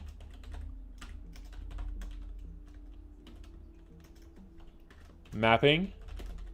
And maybe you have like scouts find good good incursion sites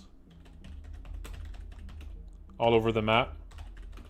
So maybe they find like good spots to like enter, because like maybe the map starts like mostly unknown and gets kind of scouted like passively as you play, and maybe you can't actually enter anywhere that hasn't been scouted. So that means over time, like the harder locations that have like a higher like starting depth and better treasure, you know, maybe those don't even appear at first.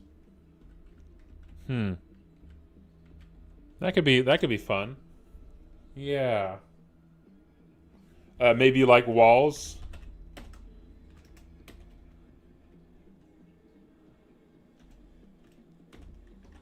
Traps or something. Like maybe there's like some sort of some sort of danger that grows as you play. I'm not sure yet what could happen. Maybe that you can get attacked. Yeah, I don't know. Or maybe like some of your stuff can get stolen.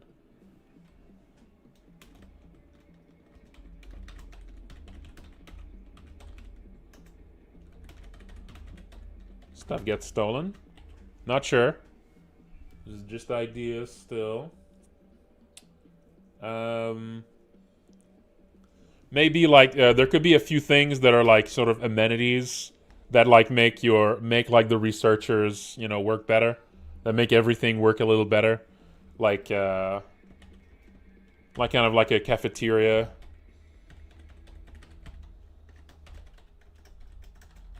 Food tent, food building. Makes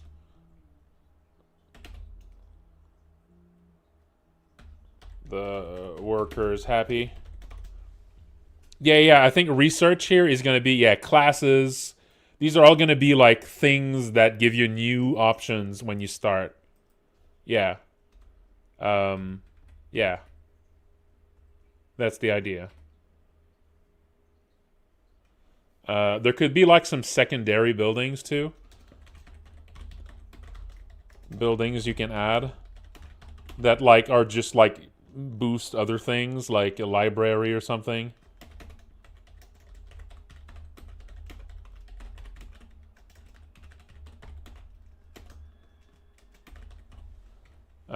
Yeah, stuff like this might make sense.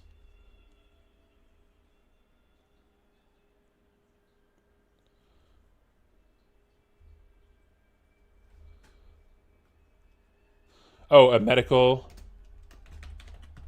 tent. To like helps explorers recover after their adventure. Um,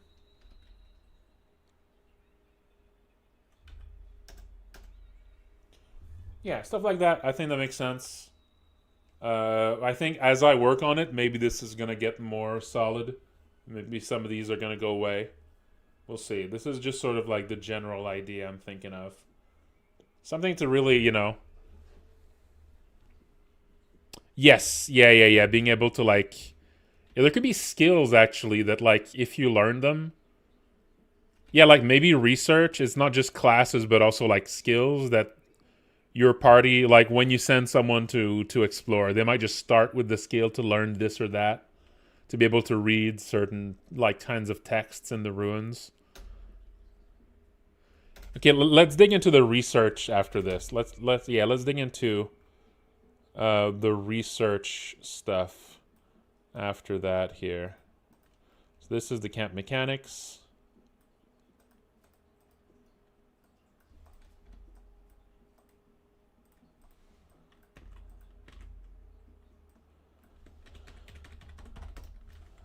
Then we have research. Okay.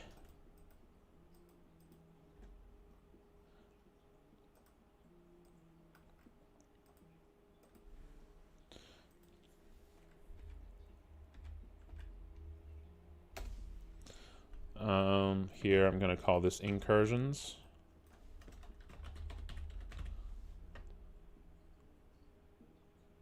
When you set out on an expedition,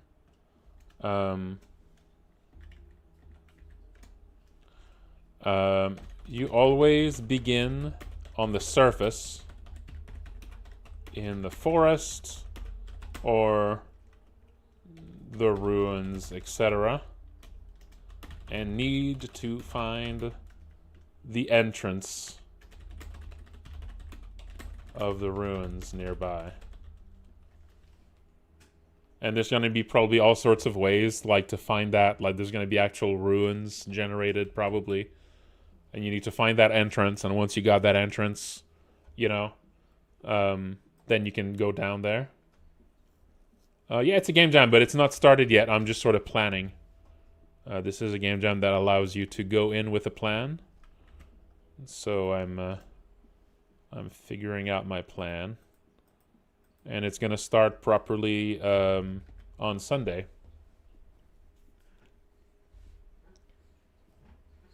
I'll probably be streaming all day Sunday when this begins.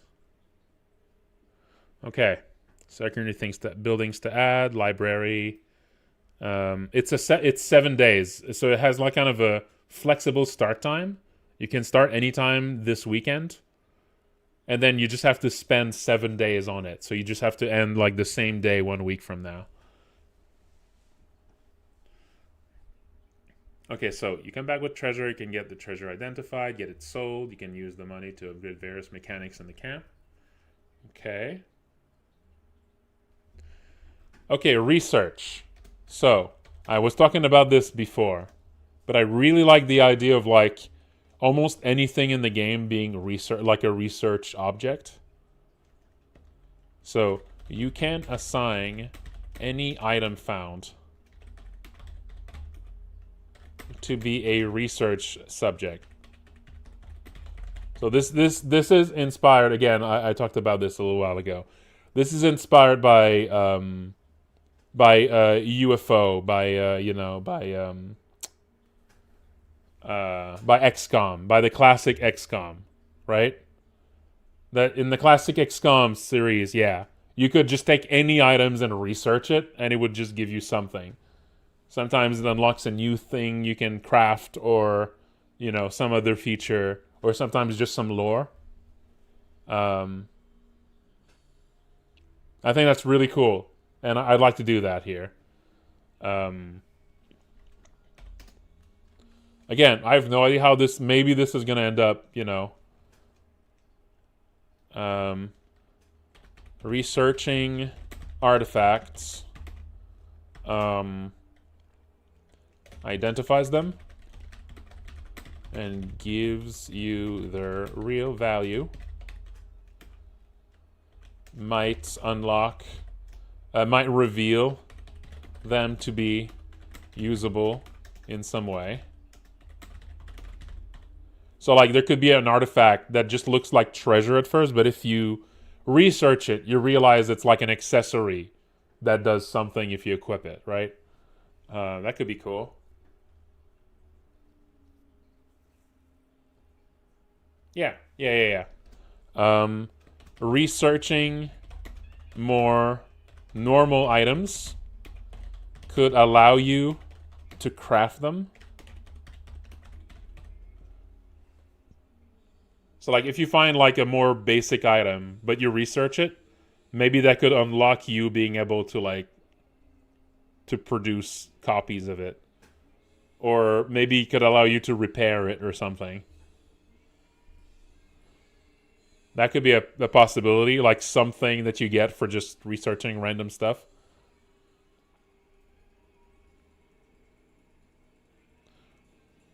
It's a roguelike competition.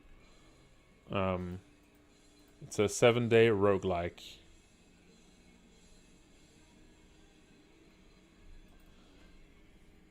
Yeah, researching more normal items could allow you to craft them, or repair them. Could unlock new uses, new actions with them.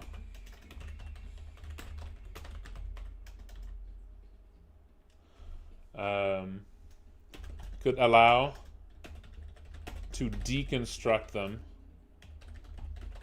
into base materials or something. Some sort of recipe.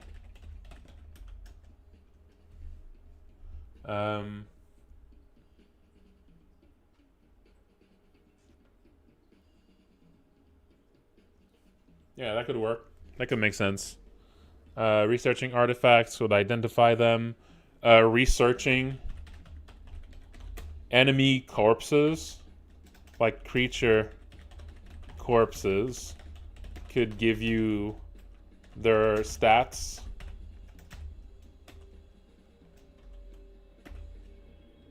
And maybe now you could see like their next time you fight one, you see their HP.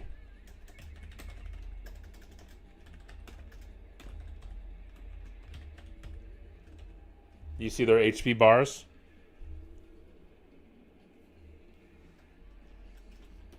You know their weaknesses, etc. Yeah, that makes sense. Artifacts can teach you, can unlock new classes or other character features when researched. This is the main way to unlock new character features, new classes, etc. Okay, but here's the thing though. You need to think about the character creation part.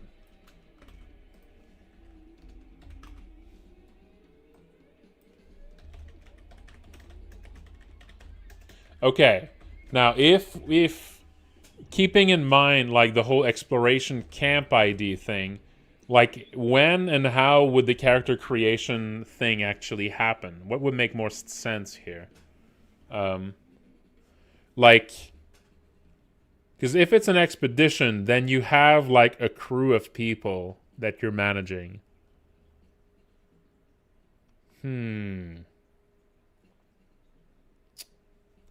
So when do you actually do character creation here?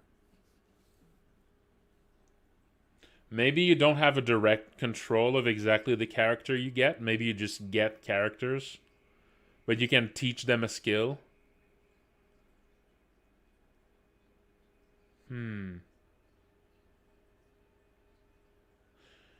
Yeah, maybe it's like when you get these characters, but they're really simple, basic.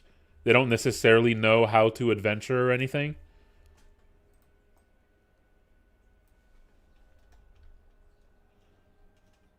Maybe, yeah, but then you don't really have... I'm not sure if you should have a main dude. I'm not sure you should actually have a main dude. I'm thinking like people join your expedition at regular intervals, but they don't have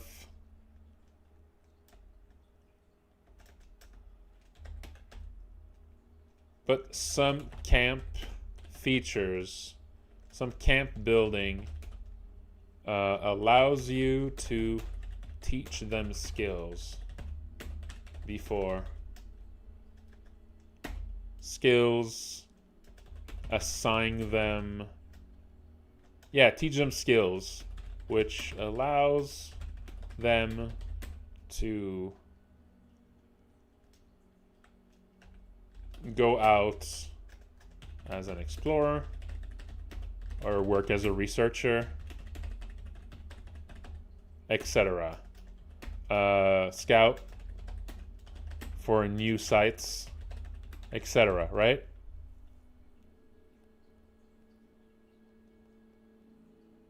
Yeah, so you have these characters at first, and they might not have like specific strengths, or they might have some strengths and weaknesses, but they're not necessarily like a researcher or a scouter or anything. Maybe some of them already have these things, but you can like teach them those skills.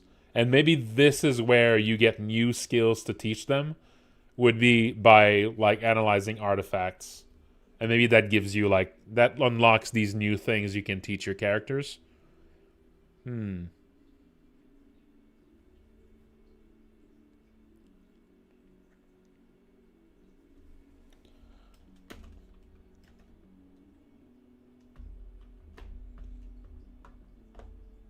Yeah, I think that works.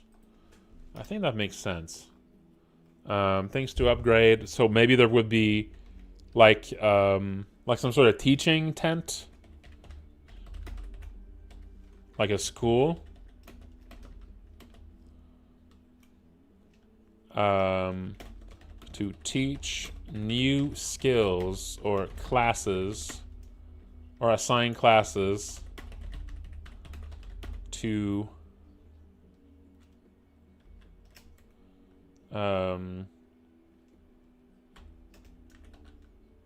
explorers, to characters. Okay.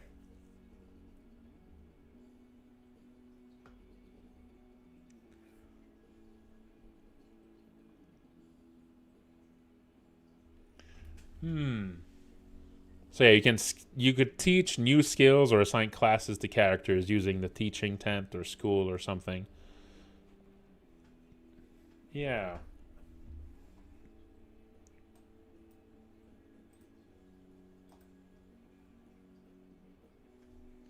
I think that makes sense.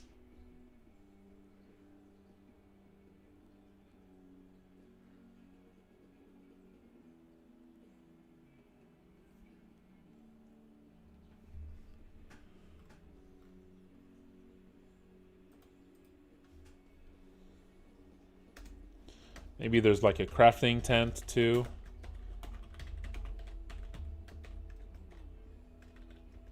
I don't know. Like, so yeah, some of this isn't probably not gonna make it in. I'm just thinking about all the stuff that would make this feel like you're managing a little expedition, and you have to sort of, something to make it feel like you're, like if you mismanage this somehow, there would be like a consequence. I think that makes the whole thing a bit more exciting.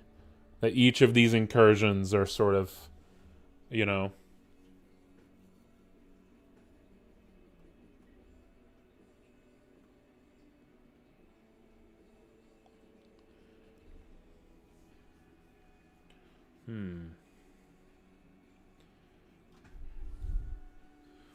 Yeah, I think this works.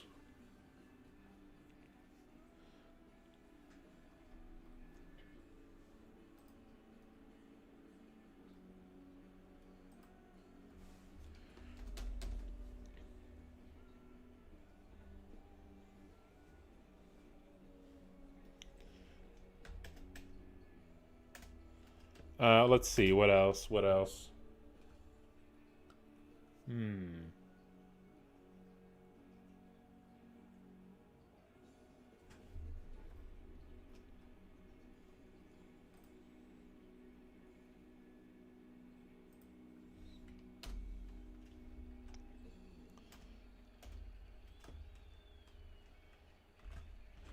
Maybe like a supply caravan visits the expedition camp once a week.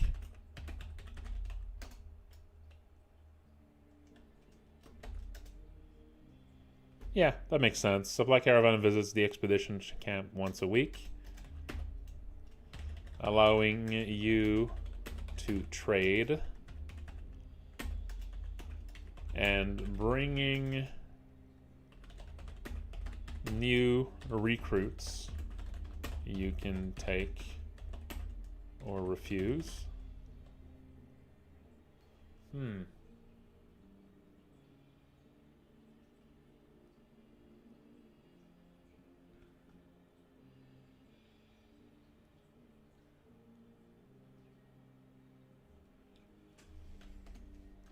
Maybe new recruits also randomly show up sometimes.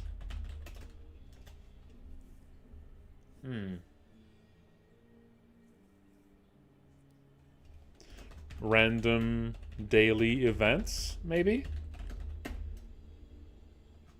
Weird guy shows up. Small dialogue tree.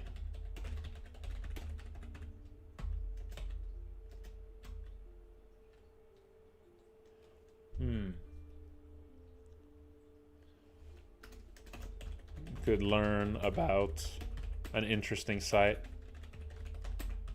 to explore from them, or have a chance. Yeah, let's explore this a little deeper here. Random daily events. Daily events.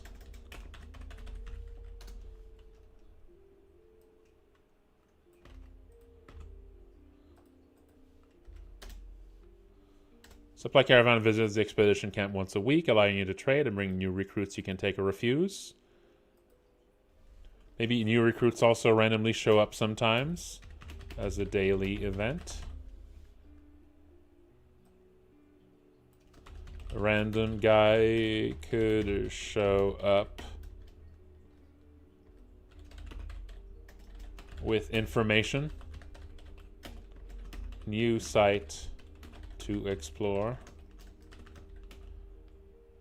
Selling an artifact. Looking for an artifact you might have.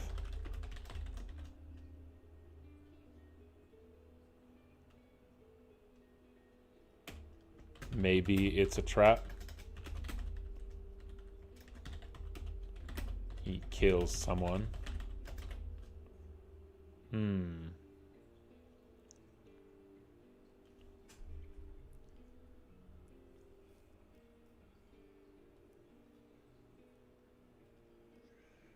That could be cool. That could be cool.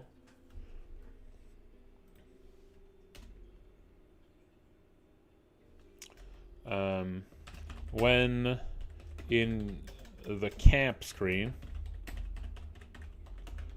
you can like move to the next day.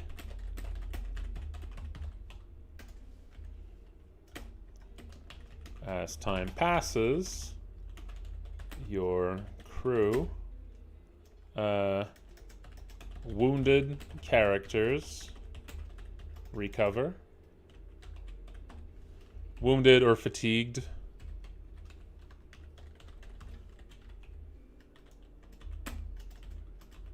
Research and crafting jobs make progress. Scouts search for new sites.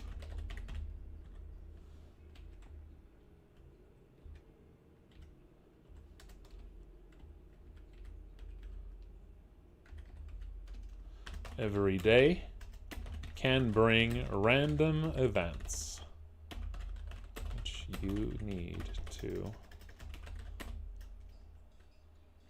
respond to at the start of the day.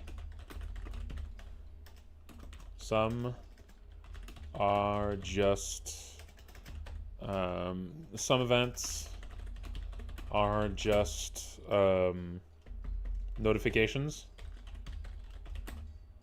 that an event has occurred.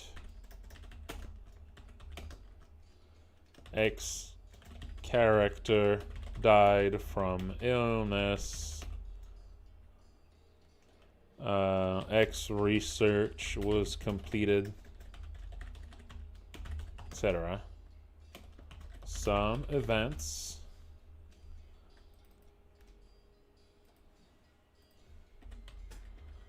require a decision or even involve a dialogue tree.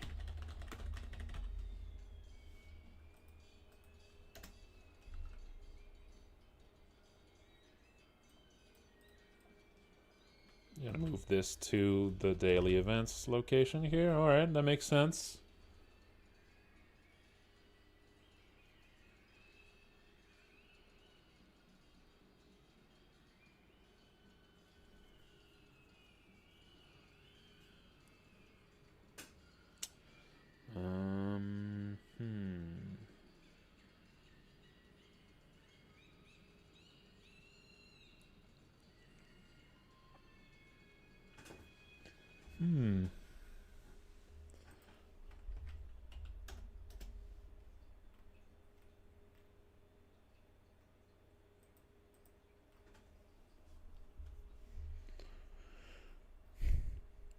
So how can the expedition fail? Like, is there a failure state? Failure state. I think so. I'm feeling like the expedition should be able to fail. If the last of your crew dies or leaves in anger, expedition fails and your game is over. There you go. Simple as.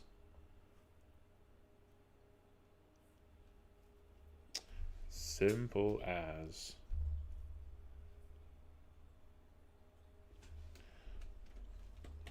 Crew members can die during expeditions or might die from coming back too wounded to recover with no medical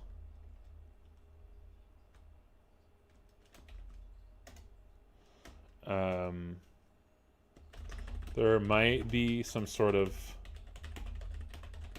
morale stat that makes crew members leave.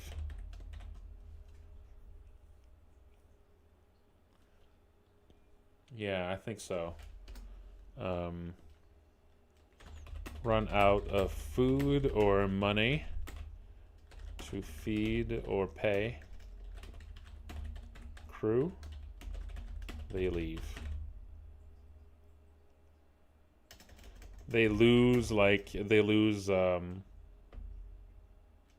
morale every day and eventually leave. There you go. Regain morale over time when you have all the basics covered, and morale boosts when you get more treasure or complete research, maybe. Yeah, that makes sense. Okay, failure state. Now, let's do like the meta progression goal. Meta progression goal. Okay. So here's like, this is like the big progression of the game, how you get to the end of the game from the meta progression perspective. Okay.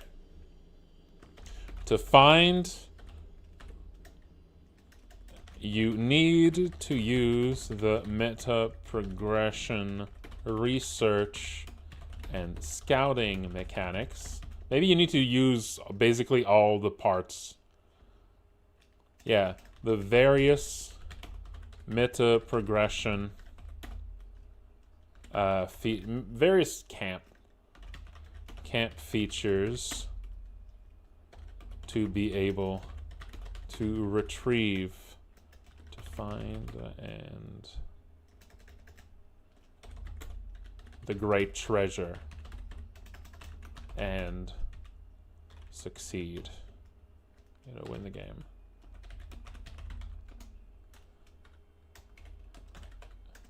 You need to scout. So the scouts must find the well hidden temple entrances where clues for the location of the true temple are found. Researchers must decode the clues, like the mysterious language of the lost civilization, to be able to decode the clues and find the true temple.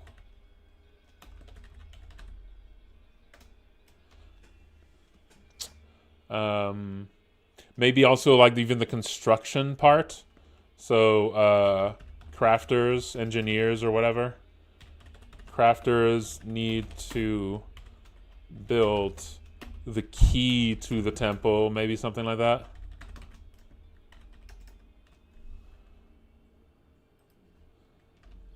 Need to train adventurers to read the language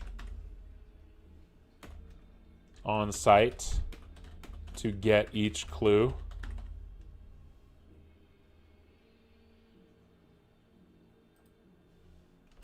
And finally, explorers. Then, once the true temple is found and unlocked, need to make one last incursion, one last well-prepared incursion there to get the treasure. Yeah. So that would be sort of what really brings all of these things together into one, right? All of that needs to work together to actually get to the end of the game, to find like, the final true dungeon. I think that's pretty fun.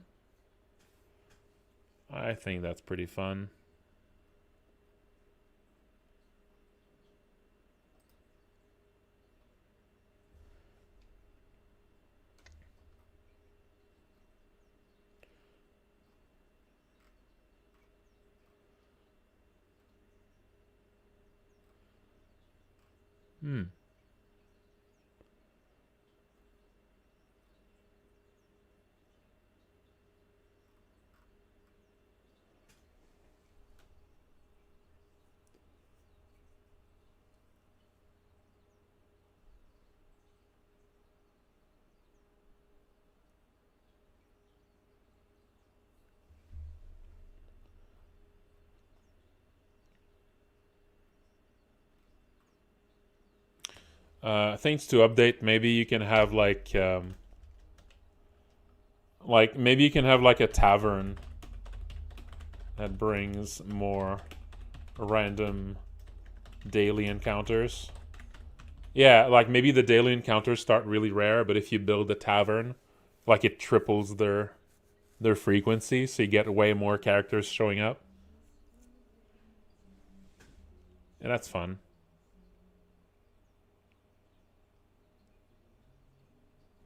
Hmm.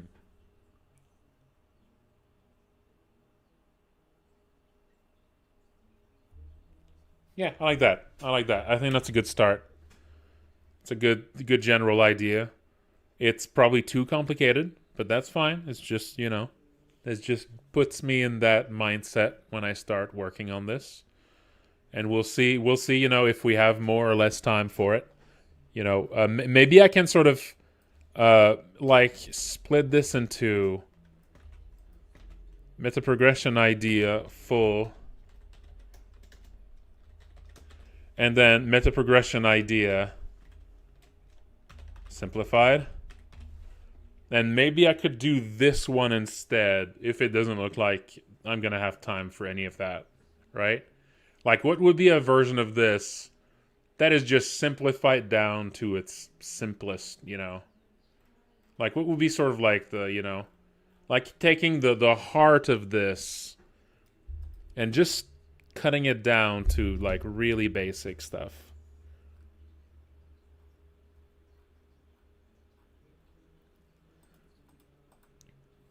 Like it would not really it wouldn't really feel like you're managing as much, but instead it's just sort of like just giving it the flavor of an expedition without really like, yeah.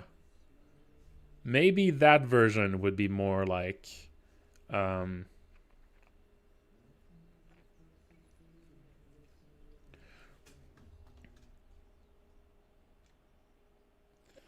hmm. Yeah, maybe.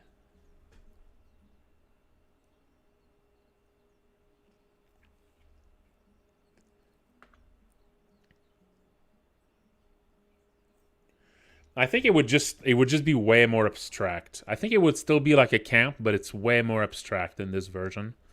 In this version, you don't have a persistent crew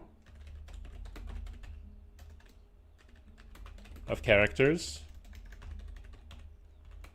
Instead, you just kind of have like a treasure. You have treasure and like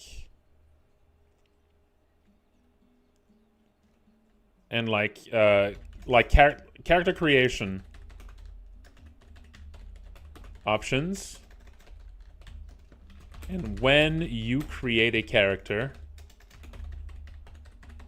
all the more advanced features cost treasure. So you could actually still send out a basic guy, and that wouldn't really cost you anything. But all the more advanced stuff, like getting him to start with like a set of something, that would all cost treasure. Yeah. When you create a character, all the more advanced features cost treasure.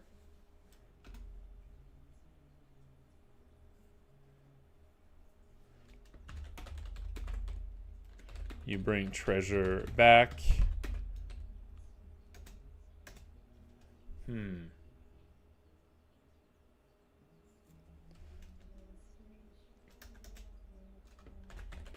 Bringing back a certain threshold of treasure unlocks new sites to explore,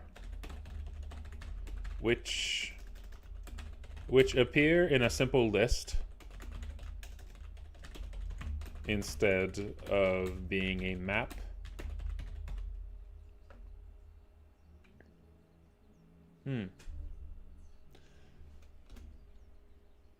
Or maybe no, that's not it. You find maps to new explorable sites as you play, but playing in those new sites cost treasure.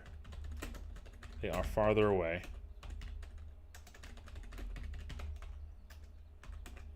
Costs supplies to travel. Yeah. So the farther, like the more advanced sites that you can start at, they all cost treasure even if you go in there with no gear and nothing. And then also if you add gear and stuff, then the cost of starting this goes up and up and up.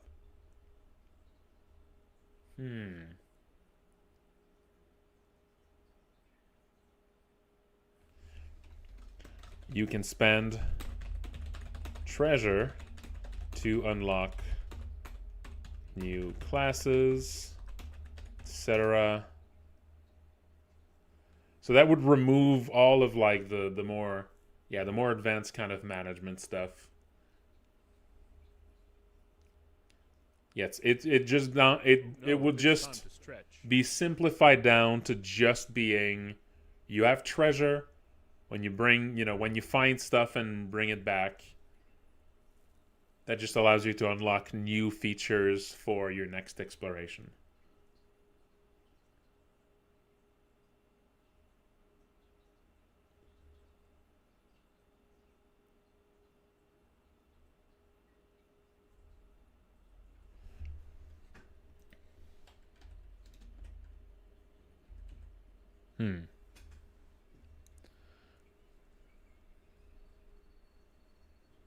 Another possibility here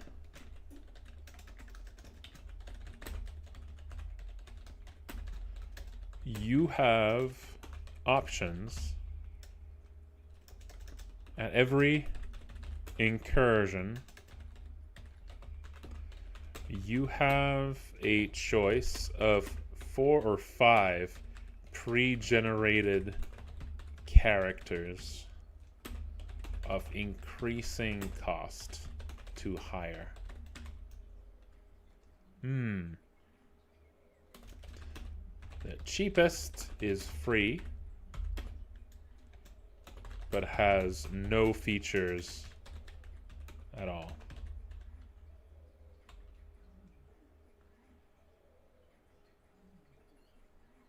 Kind of like that.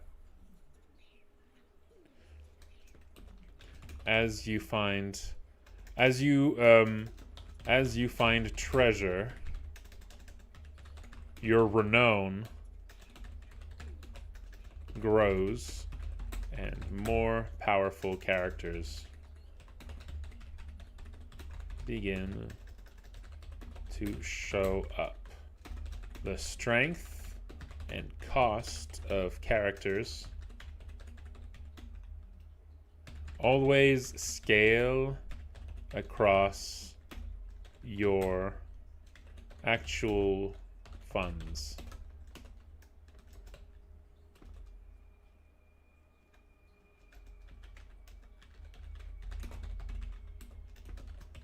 The most expensive character will always be one you can afford.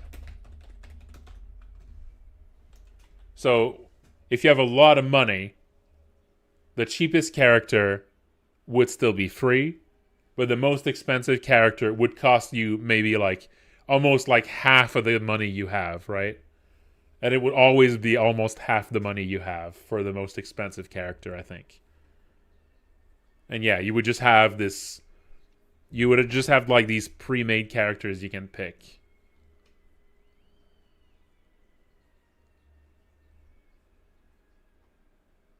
I think that's pretty fun.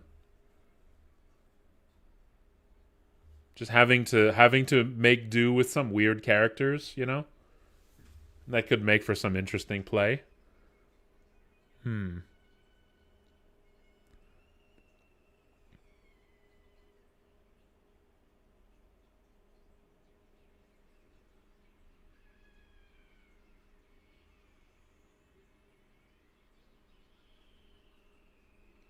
Yeah. I think that sounds fun. I think that sounds pretty good. Have a persistent crew of characters. Instead, you have treasure, character options. So yeah, so this would be the simplified meta progression that basically just turns all of this meta stuff with the camp and all this into just being, you know, essentially a character creation screen where things have different costs and you gather treasure as you play. To be able to pay for the more expensive options. And those options mess with the starting state of the game when you make a new run. So you can basically, you can start with a stronger character in a more advanced dungeon through this. So yeah, that would be the simplified. And maybe, depending on how much time I have, maybe it could end up somewhere in between those two ideas. What's probably going to happen if I do have time is I'll just take this, but I'll kind of simplify it. Probably as I work on this, I'm going to get a better idea of the kinds of mechanics that would actually make sense. We'll see. And also, maybe I won't have time to implement any meta progression whatsoever. And so maybe it's just going to be a basic roguelike that each run is just their own individual things, That's very possible too.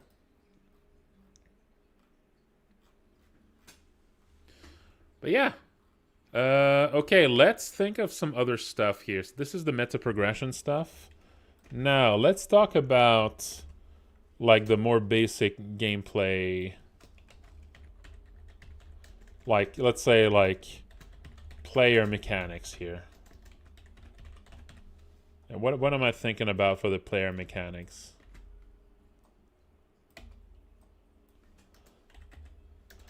I'm thinking very like standard roguelike stuff. Like you have a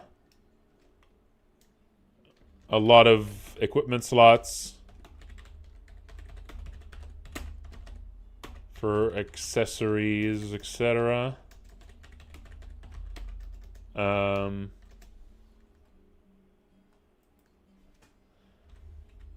Maybe 6-ish main stats and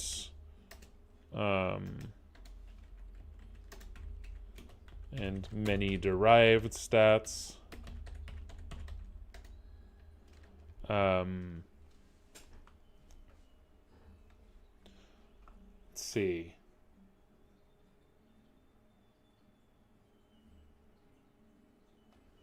Yeah, you're going to have like an origin and a class. Possibly. I kind of like the multiple classes thing, but maybe just one class. Skills. There's going to be melee combat, walk into enemy, or tab to attack nearest. Ranged combat, magic spells, thrown items, usable attack items, potions,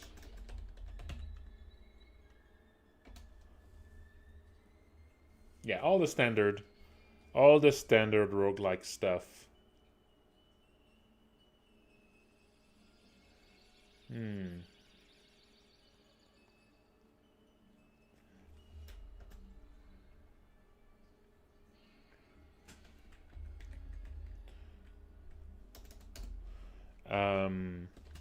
Inventory screen is also equipment screen.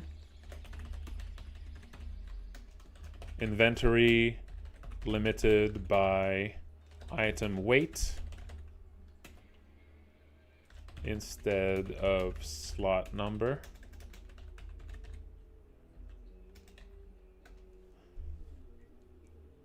Okay.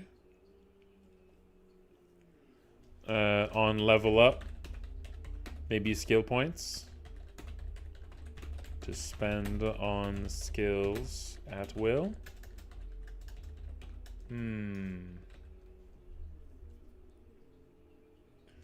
Available skills based on class. Maybe some skills available to all classes, or based on various statuses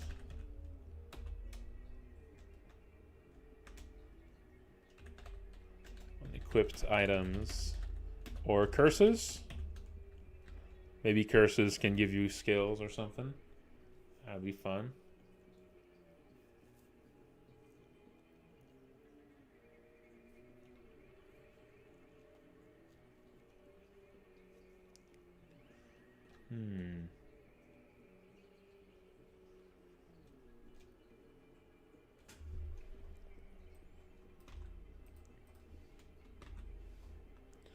Enemy mechanics.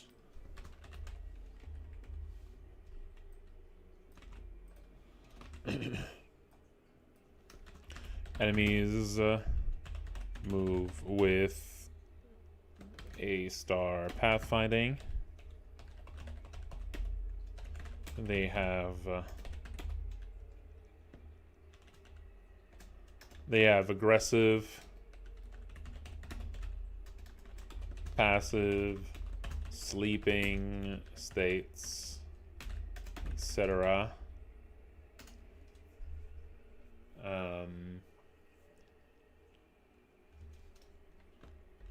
Players make noise as they move around based on equipped gear,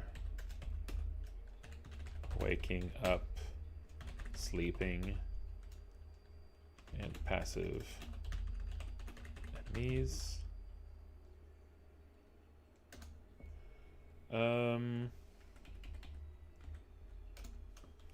Vision range based on torch or other lighting, other light source.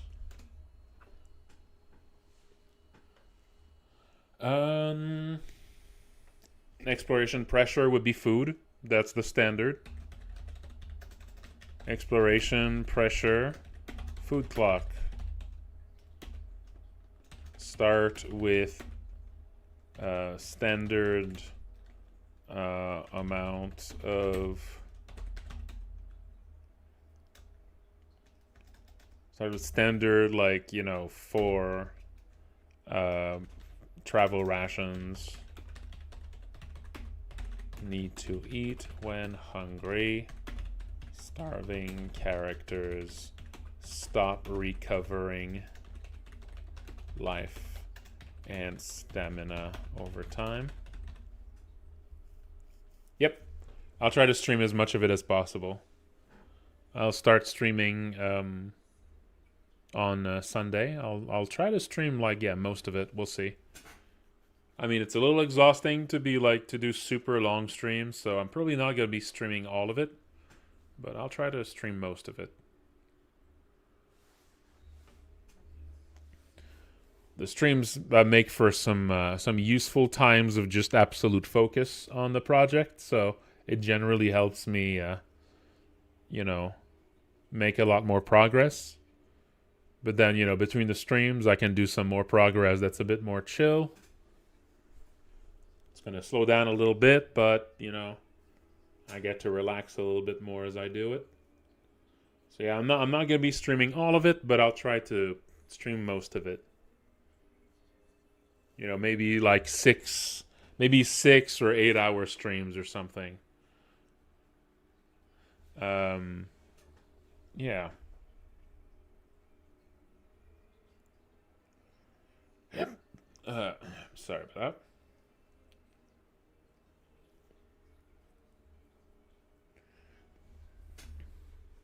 But yeah, I'm thinking, food clock, and you have some food already at the start. You run out of food, and you stop recovering life and stamina over time.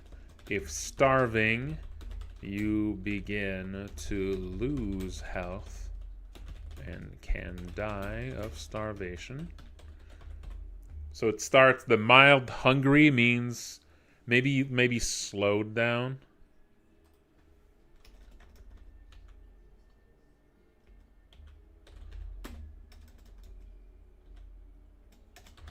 Have slowed life recovery.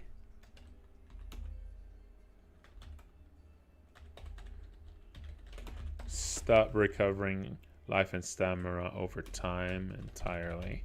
If starving, you begin to lose health and can die of starvation. There you go. That's the standard exploration pressure.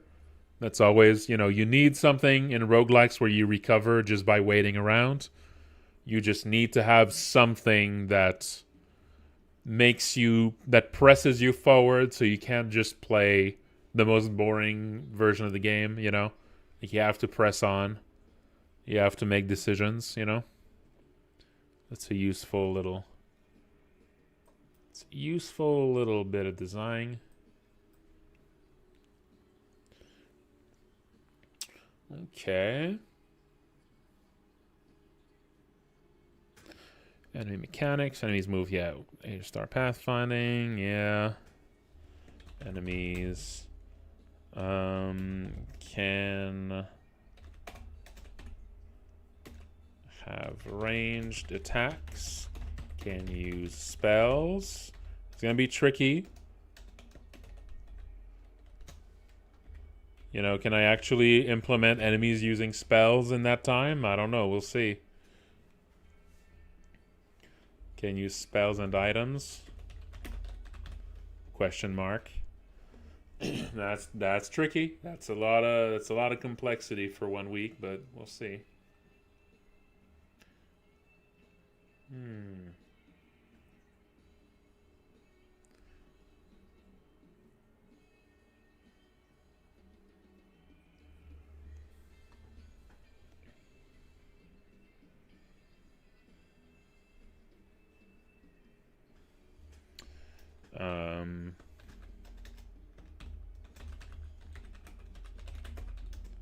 Have status effects. Status effect attacks, special actions like fire breath. Let's see.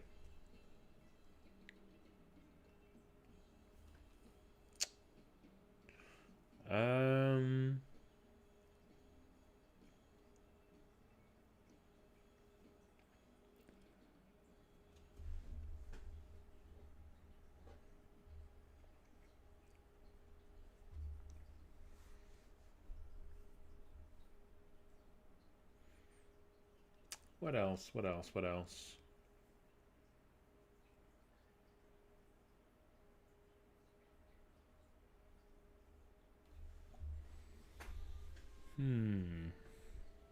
Oh yeah, enemies have the same equipment slots as player characters.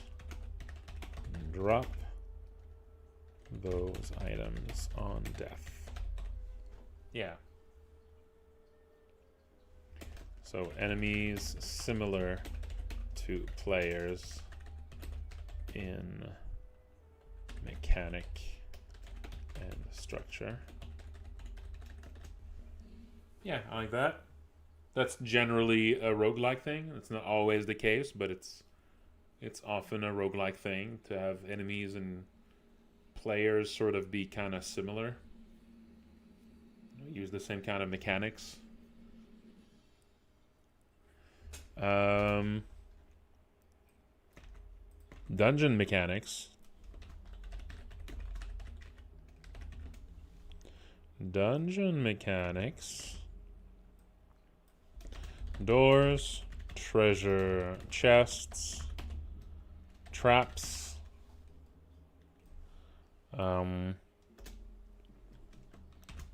Switches, pressure plates,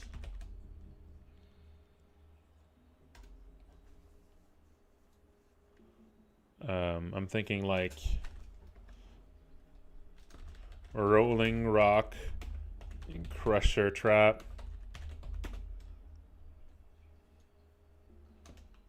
Poison gas, etc.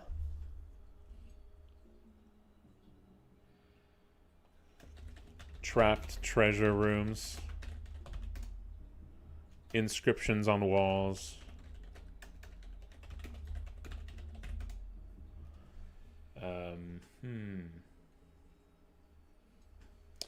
Rooms have names. I wonder if I can implement that in a roguelike. Rooms have names? That could be cool. I like that. That's always something I've liked. Can I put that in a roguelike? Named rooms.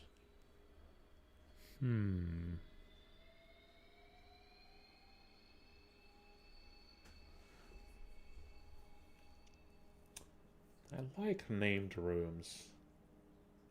In a roguelike, though. I don't know. I think it's worth a shot.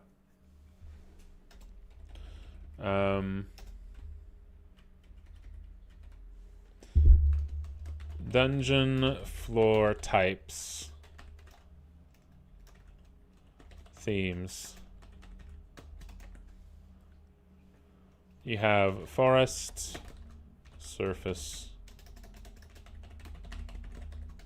You have ruins, surface level. You have caverns, underground, ruins, underground forest. Stuff like that is fun.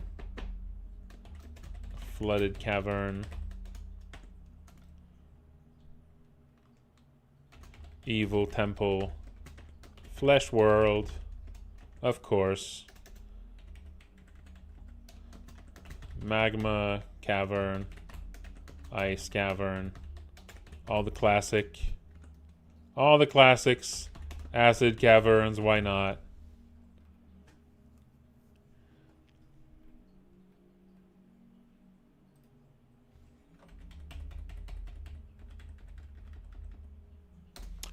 Between Evil Temple and Flesh Worlds is spaceship, of course. It's always spaceship.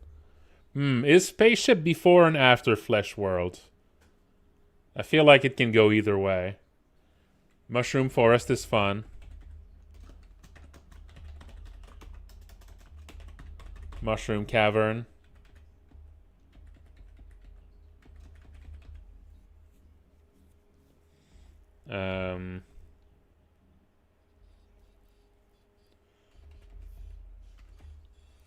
Insect hive, maybe.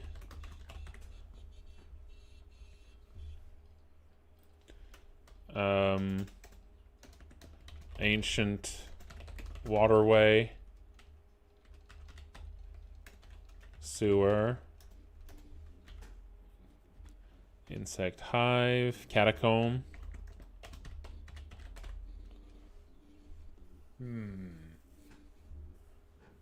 Yeah, that's fun. That's a good set. I'm probably not going to be able to make like most of these, but that's a good set. That's a good set to start with. That would give a lot of variety.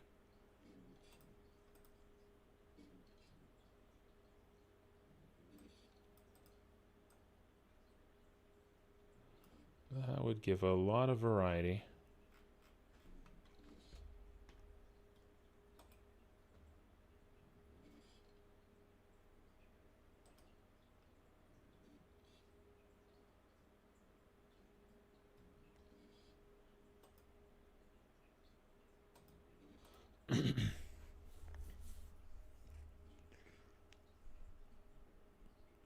It's on itch.io. If you search 7DRL, you'll find it. Let's see. Evil Temple. Cursed Library.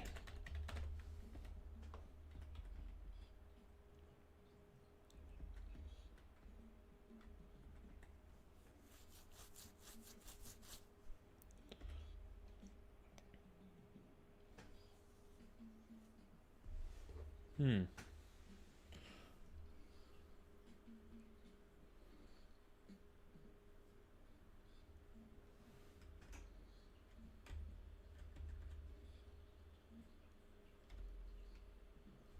Yeah.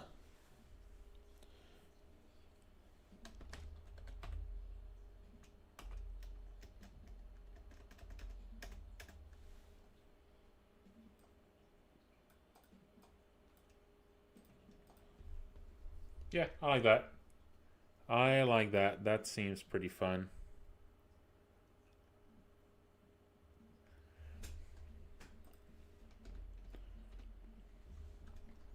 Let's see what else.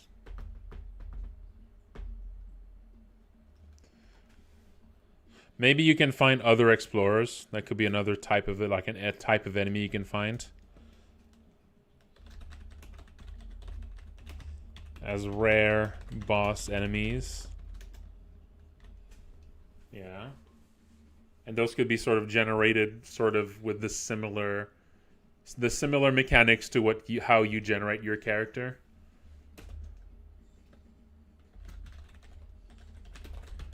To make player like bosses. That could be fun.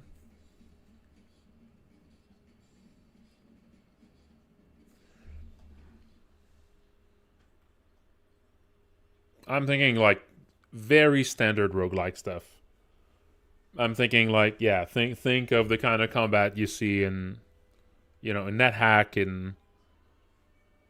in Stone Soup. You just walk into enemies to fight. The enemies move when you move. You can maybe throw items or use some ranged weapons as enemies close in. Um, you might have spells, you might have magic. Not sure if I'll be able to implement a magic thing. Because that's always a little more complicated, the magic thing.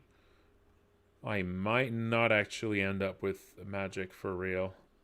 I need to add magic as its own thing, I think.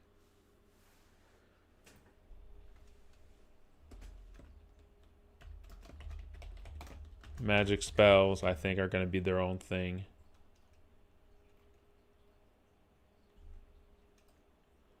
I think maybe that's going to be a day 2 thing, but it's going to be, I'd imagine it's going to be a likely one to be pushed to day 3, or to not be really finished there. Or maybe I'll just give up.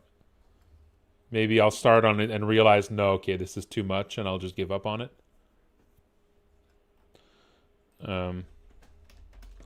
Learning spells.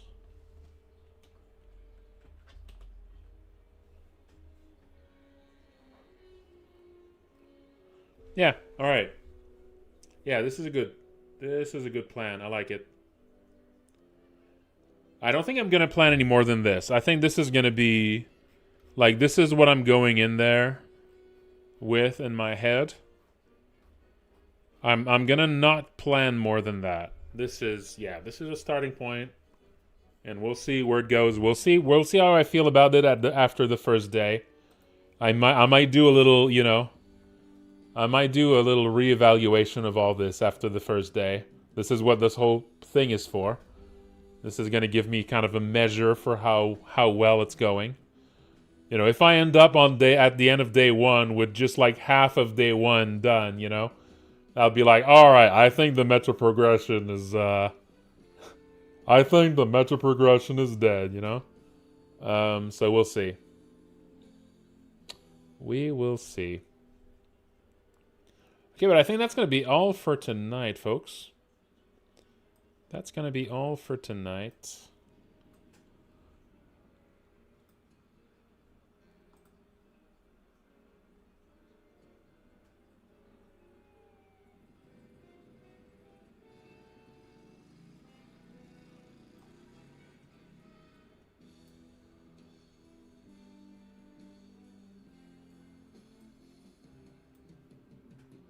All right.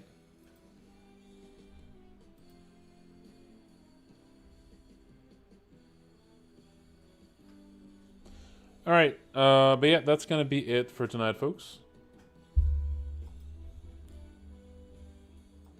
That's going to be it for tonight, folks.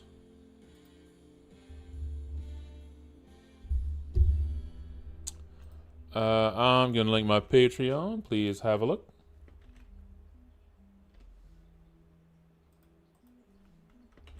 There we go. And let's see. Let's see if there's anyone I could be raiding tonight.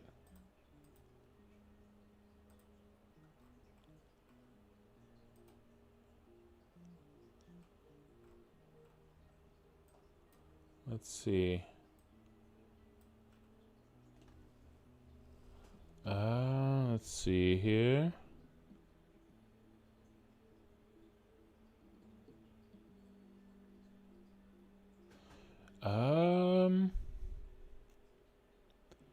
Oh, there's someone here that I think is playing. Yeah. Okay, their keywords are Hollow Knight and Hollow Knight Silk Song, but they are playing Look Outside, so let's raid them. Oh no, it's not an English stream though. Okay, let's see someone else then.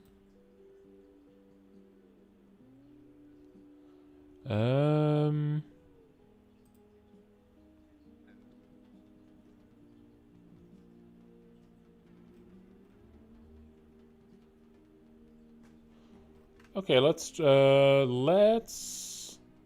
raid Sticky Ricks. I don't know anything about Sticky Ricks, but let's give him a chance. Let's give him a chance. Alright. That's going to be it for tonight, folks. Thank you all for watching. And take care.